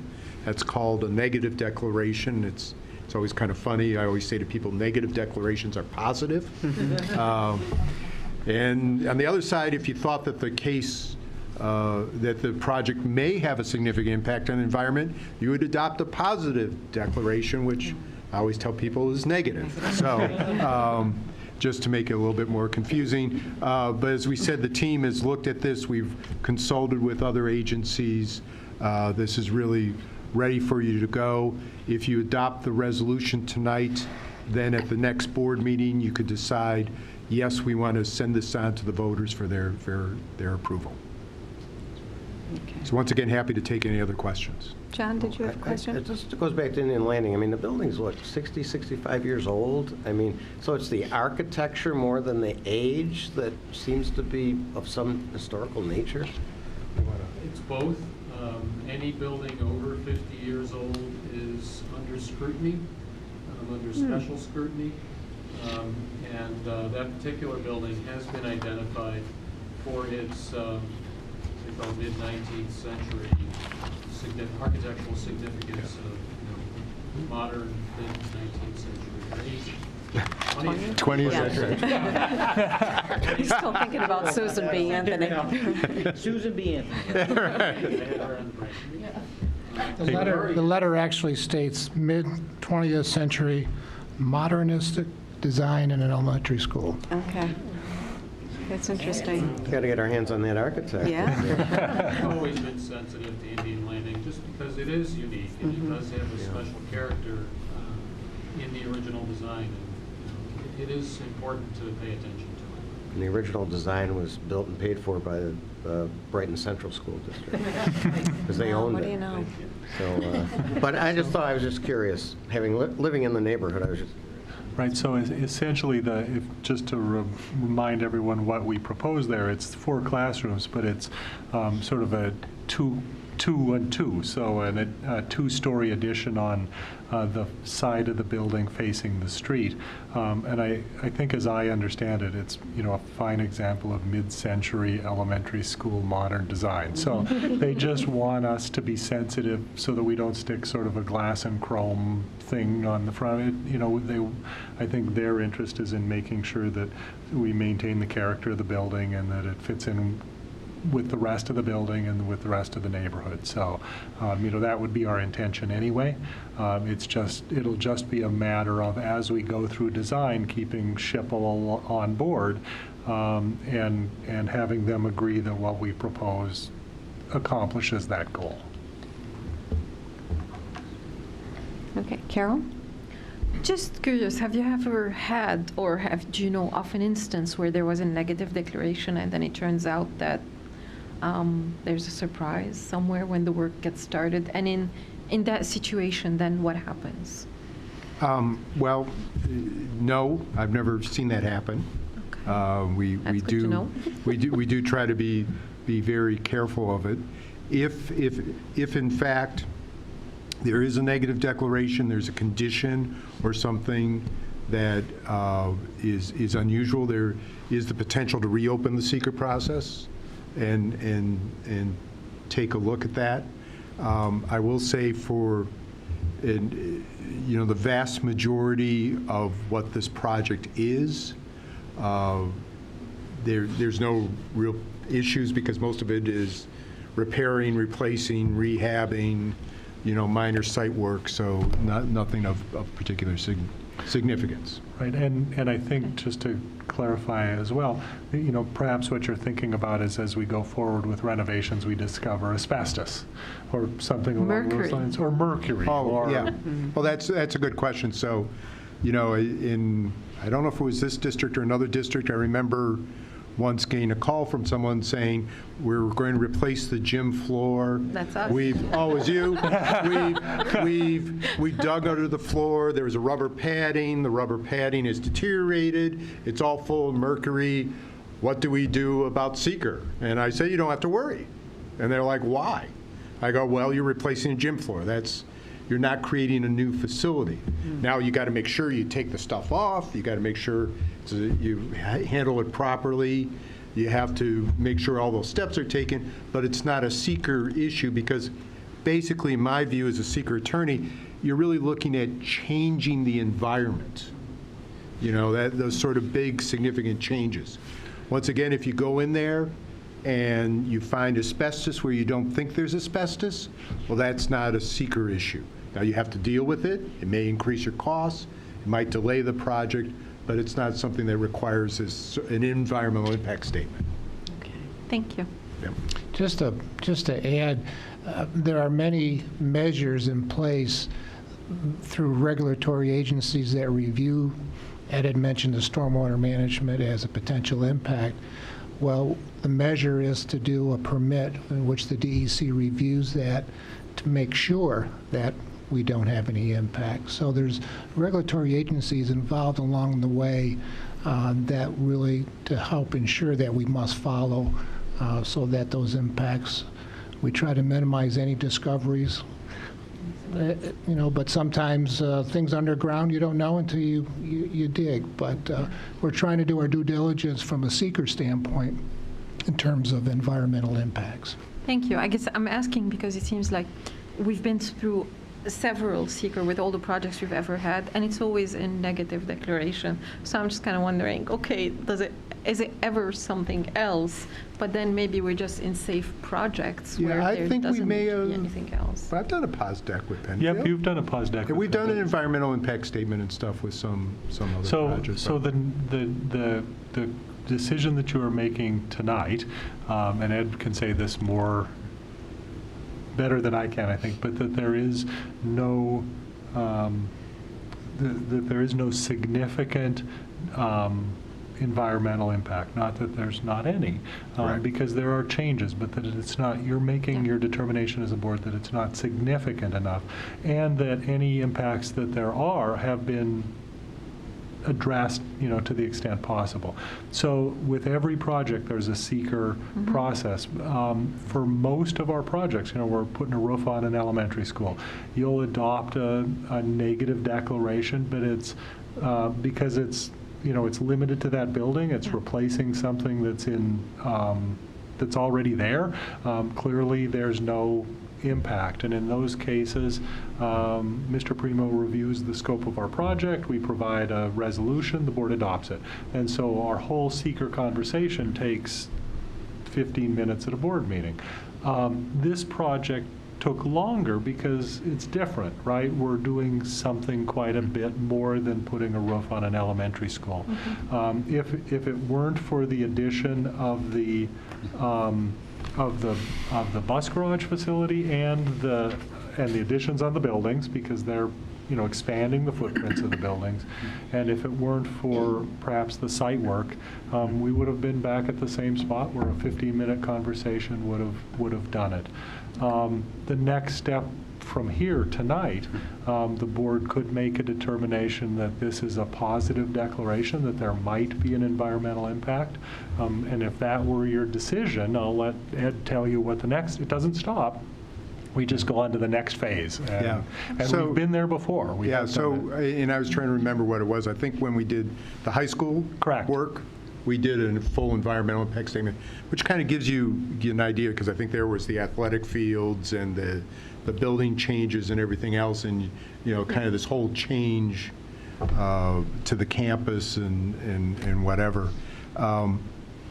And, you know, that when you do an environmental impact statement, that's a multi-month process, because what you do is you have all the consultants prepare the reports, and then you have to put that out for public comment. You usually then collect those and then do a full written response, and then you do a final environmental impact statement and a finding statement. So if you were to say, gee, we think we may have a significant adverse impact, let's do environmental impact statement, you're talking about probably sometime this summer trying to finish up the process. Let me tell you, I think from the team perspective, we certainly don't see anything like that. We can't think of any other information we'd want to pull together in an environmental impact statement for your consideration, so that's why the proposal here is for a negative declaration. Yeah. Thank you. And I just want to point out that if we do get any indications there might be a positive impact, we look at them, make adjustments. Atlantic Road was a good indication of that, correct? Because that was a wetlands area. Right. Well, that was part of the seeker process. So, you know, our initial scope for this project involved construction of a maintenance facility on Atlantic Avenue. As we began the very early stages of the seeker process, in this process, we discovered, wait, there's wetlands, and so we adjusted before we got too far. We dropped back before we went too far. I mean, it's a bump in the road, but I think I'd argue that that's the process working the way it's supposed to work, right? We discovered a condition, we made changes. The board addressed those changes. We modified seeker at a meeting. We have moved forward. So, you know, this is sort of the logical, tonight's sort of the logical outcome of that whole process. Okay. Any other questions or comments? All right. Well, thank you for coming here tonight and filling us in on all of that, all of the details. Lots of details. Yes. And we'll turn it back over to Mark. It's not quite done yet, and we'll go through the final review of the goals, assumptions, and guidelines as we get ready for our budget planning for our 2018-19 school year. Thank you. At the last meeting, you had the full presentation of goals, assumptions, and guidelines. The idea here is that I present it, we have time to think about it, we talk about it again before you adopt. Typically at this meeting, I don't go through the whole analysis again, but I just talk about what's changed or what we've learned, or if you had questions, or you know, what do we need to do to follow up? And so that's what I would propose to do again tonight. You have the full document. There were only a few changes to the document, but there is new information that I think is really consequential. So I'd like to spend a little bit of time talking about that. So here we are tonight. You know, it's sort of exciting. We're halfway through the first slide in our budget process. So we've approved goals, assumptions, and guidelines tonight. At the next board meeting, we'll talk about tax cap and some budget forecasting and reserves, and then we're into it. As you know, I always start with this slide. You heard it here tonight as well from the high school and from Bay Trail. You've heard it from the elementary schools about the importance of goals. You know, the goals drive the instructional program, and the budget is really the financial expression of that program. So, you know, it is the goals that link all of this together. And with regard to a budget goal, that we sort of recraft that into this statement, that Penfield has a commitment to prudent financial planning, and that includes the concept of balance, that we need to balance the needs of all students, maintain our programs and facilities, and minimize the impact on taxpayers. So needs and wants are perhaps endless. We need to be sensitive to the capacity and to the willingness of our taxpayers to support the program, and our interest is in maintaining the programs and improving the programs that we have. So In your document, there are both goals. The goals, sort of the aspirational statements that we talk about as we begin the process, things that we want to do as we work our way through a budget. The assumptions, things we aren't sure about, that we think that this is how this is going to turn out, and we should think about that, and then guidelines based on that. So one of the key budget assumptions that we talked about at the last board meeting, and that we now have some additional information on, is the state's fiscal condition. So I said last time the state of the budget was unstable. And that's important to us because we are dependent upon, and school districts generally, because of the tax cap, are now more dependent upon state aid. So 26% of the state's budget consists of aid to schools. It's also, coincidentally, about that as a percentage of our budget. So it's a significant amount of a significant driver of revenue to the district. And the major portion of our budget, what we receive from the taxpayers, is capped by the property tax levy, or by the property tax cap. So it makes changes, it makes the state's budget, and the health of the state's budget is always important to us as residents in New York. But for schools, because of its impact on state aid, it's of even more consequence. And I mentioned last time, at the last board meeting, we just had the first quarter financial results from the comptroller. So the state adopts a budget every quarter. The comptroller issues how we're doing against budget projections. And at the last board meeting, we had the first quarter results, and they weren't exactly rosy. We now have, after the last meeting, a couple days after the last meeting, the division of the budget released their mid-year update, so that we now know the financial results of the state's current year budget, and we didn't know this before. So, although I think we kind of suspected.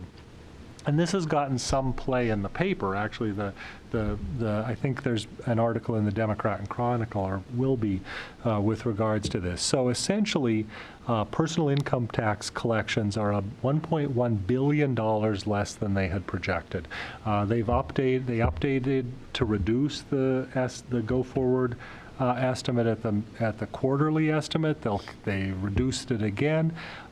It's been offset so far this year by some increases in other taxes and also by bank settlements. So they've gotten some one-time, New York State has some one-time bank settlement money that's keeping it from being exactly a disaster this year so far, but that's one-time money, and the concern is this trend.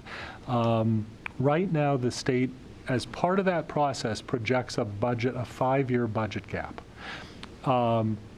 One of Governor Cuomo's innovations was to sort of change the way that projection works, so that rather than just projecting expenses based on commitments and what we know them to be, it's always projected based on, it does that, but then it includes a line, but I'll hold spending at the New York State spending to 2%. And if I do that, this is what the projection looks like. So the 2019, so next year's budget, if everything goes according to commitment, is a $4.4 billion gap. If the legislature and the governor can find ways to keep their spending to 2%, which has been their commitment, and they've done that, actually they've sort of done that in past years with some financial shenanigans. Some of it's real cuts, and some of it's moving money out of the general fund and into the capital fund, or moving employees into a different part of the budget, those kinds of sort of fixes, I guess. But if they stick to that, even with that, there would be a $1.7 billion cap. So this will be, the governor's faced budget shortfalls before, but this would be the largest cap, that says cap, the largest gap since the first year of the Cuomo administration. So Governor Patterson left with a significant deficit, and I think this is instructive because recall what came of that. Out of that first year budget was gap elimination adjustment. There were state aid rollbacks. State aid to schools shrank for a number of years. And so, you know, I think it's important to pay attention to that. And I haven't talked about, and we've not said in the past, the words mid-year reduction. There have been years in New York State where the legislature, where the state, I should say, got to this point and said, you know, that commitment we made, well, we don't think we can fulfill that, and there were mid-year reductions. It's been a long time, but it's happened in the past. And I think the possibility exists again, not just because of the state's current financial condition, but also because of what's going on in Washington right now. I know you've seen in the paper the concerns that New York and the New York legislature or governor has with regard to proposed changes in the federal income tax structure. So elimination of the state and local, the SALT, the state and local tax exemption, changes to Medicaid, many of the proposed changes could have a negative impact on New York State's budget. They knew that going into this process, and because tax code changes have been in the wind for forever. So the governor asked for, and the legislature granted him authority in the last budget, sort of unprecedented and very powerful authority to change the state's budget if there's a federal aid reduction to New York State of $850 million or more. So that was sort of proposed as a fail-safe, if you will. We're going to adopt a budget. We're going to assume going forward that everything's okay. But if there's a major change, the governor's been given the authority essentially to write a budget, write a new budget, present it to the legislature, and if the legislature can't agree on a replacement budget within, I think, 90 days, the governor's budget takes effect. So that's a great deal of authority. The governor has been talking about the fact that that would be necessary if there are changes. In traditional New York State fashion, the legislation's a little oddly crafted and vague, and so we don't really know. This quote I included, and I apologize for the wordiness of this, but this is from the comptroller. The comptroller also takes a look at on a quarterly basis, and I think his comment is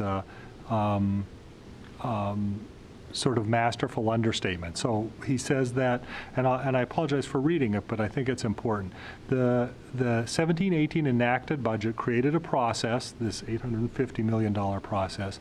However, the enacted provision does not specify the circumstances under which the $850 million threshold would be deemed to have been met. So if the governor decides it's $850 million, it's $850, and here we go. The impact of this process on the financial plan and on the recipients of state funding under varying potential scenarios of federal aid reduction is unclear. Given the risk of such reductions, continued close monitoring of developments in Washington is essential. So, over the course of the next month, we'll see changes. We'll see what happens in Washington. We don't know what that brings. But even if somehow that process magically went away, right? Even if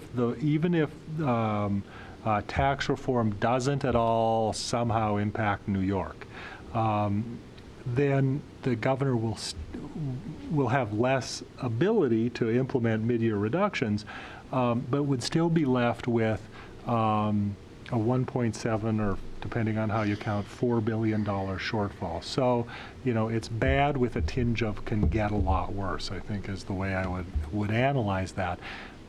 The current year budget, next year's budget, if the governor can hold spending to 0.5%, or about a $500 million increase. I showed you that at the 2% cap, he's a $1.7 million short.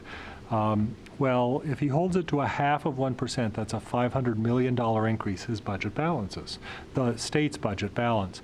But last year's school aid increase, just the school aid increase, not increases for pay for workers or benefits or for Medicare or for all the other drivers in this budget.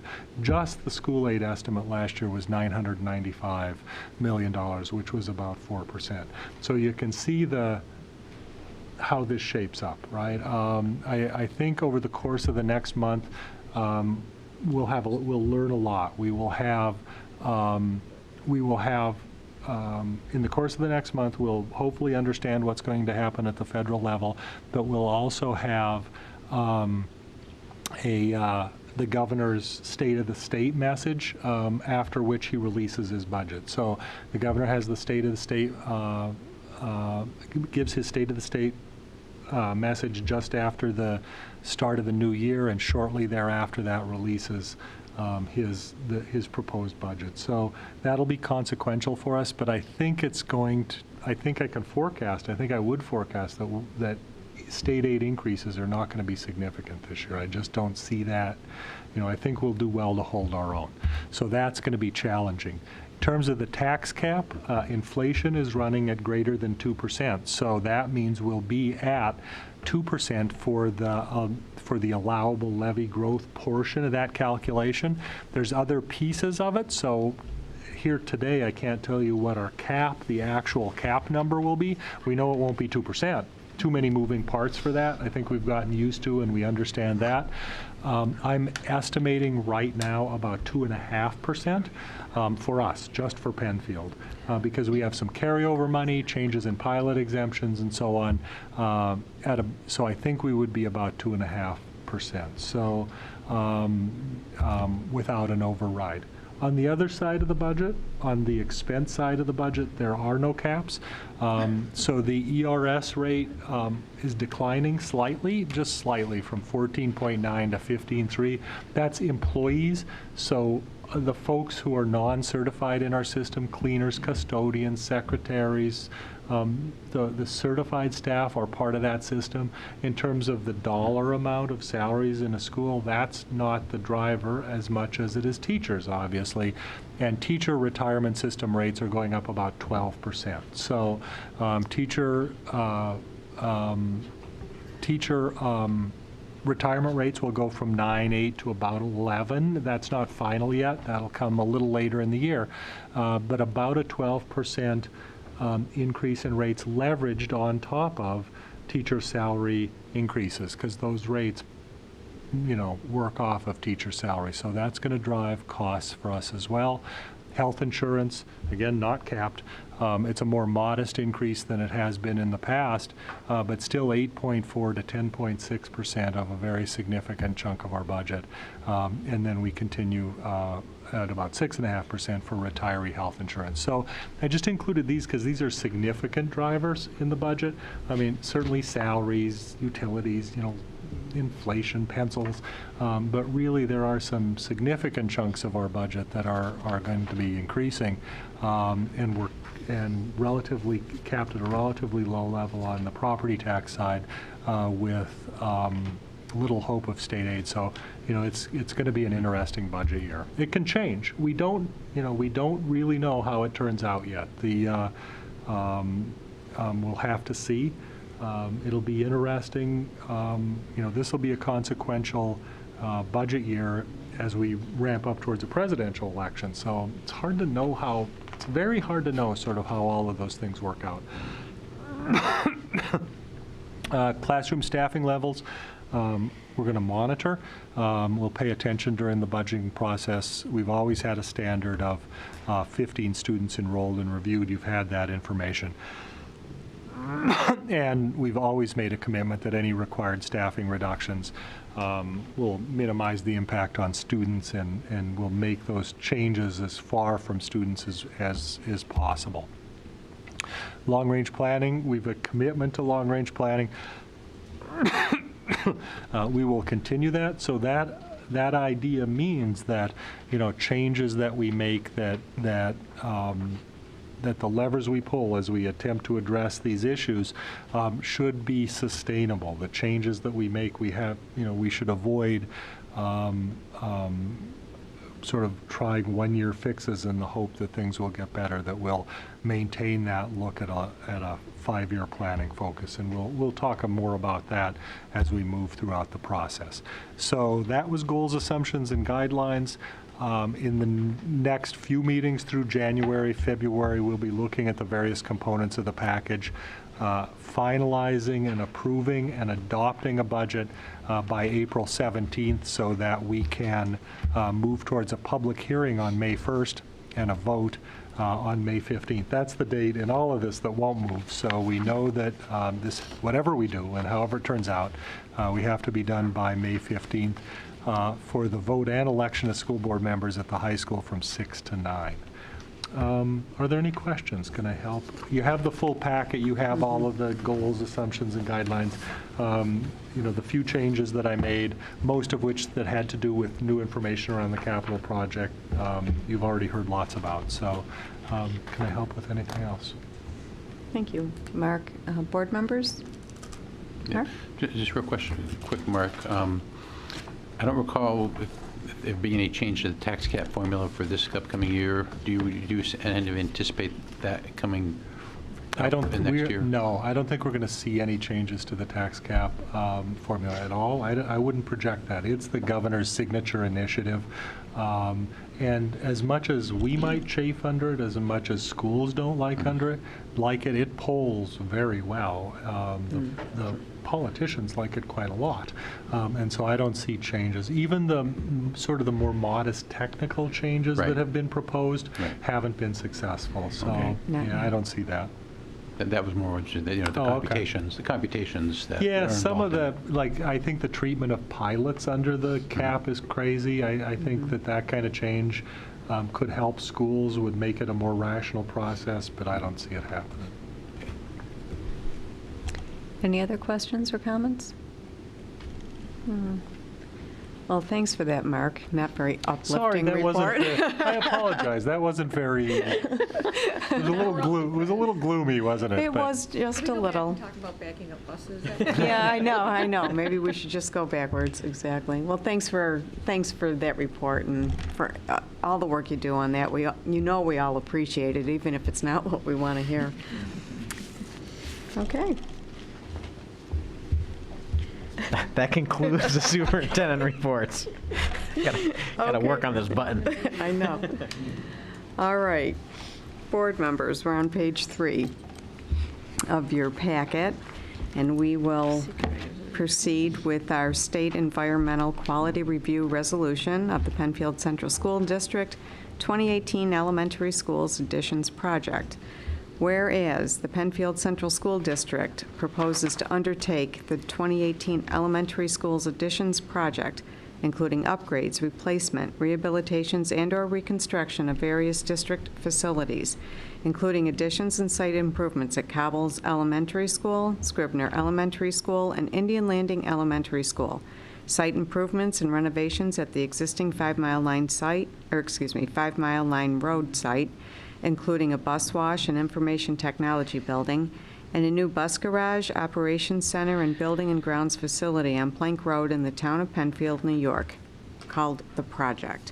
And whereas the New York State Education Department, SED, regulations for school district implementation of State Environmental Quality Review Act, or SEQR, specify that the local school district board of education and not the SED is the appropriate agency to undertake project review under SEQR. And whereas the Board of Education of the Penfield Central School District, the board, became the SEQR lead agency for the project on June 13, 2017, and no other involved agency has objected to the board acting as SEQR lead agency. And whereas a full environmental assessment form, or an EAF, has been prepared for the project, including, among other things, a traffic study, environmental site assessment, and wetlands delineation.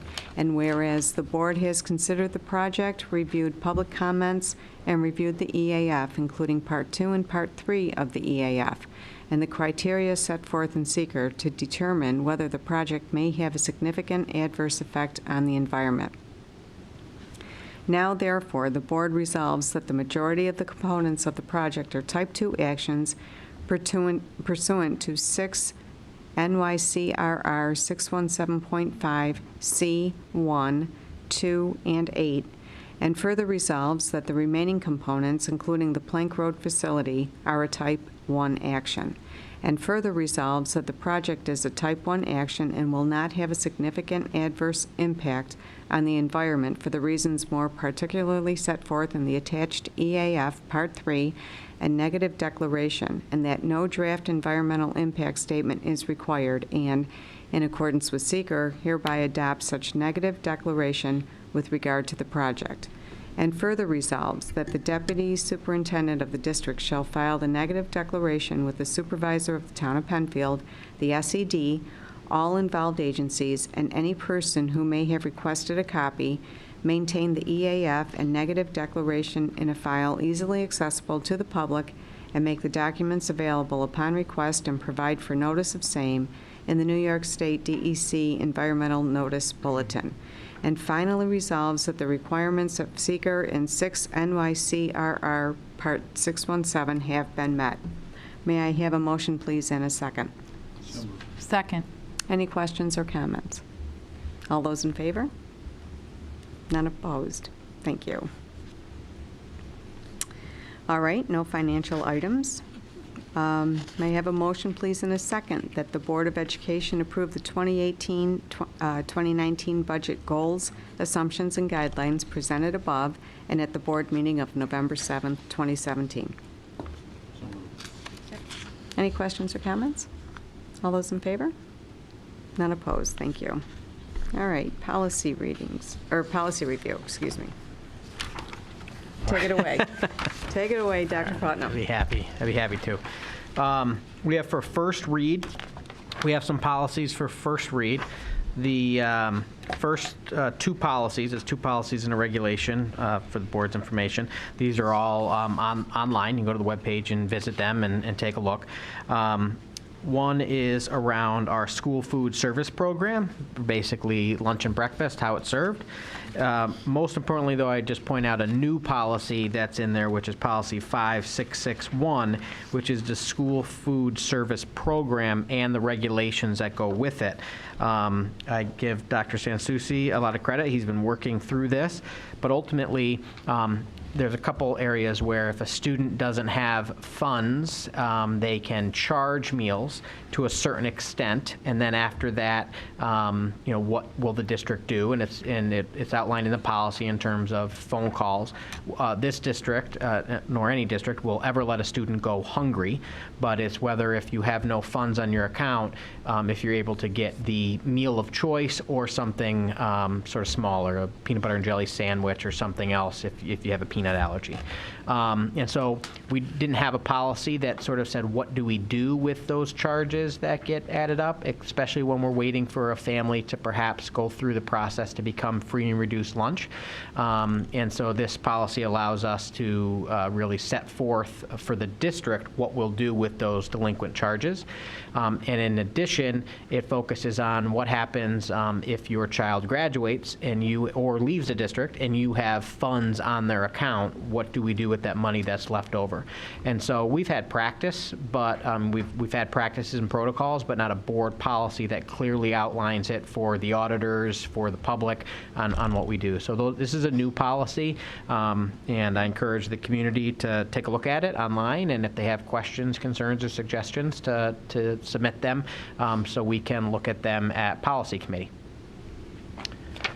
The other first reads is really still focusing on looking at some legal advice from our attorneys around the word insure, and just trying to clean up some of our policies, because to say we can insure something means that we're guaranteeing it will never happen, and we can't always do that. Just we work very hard.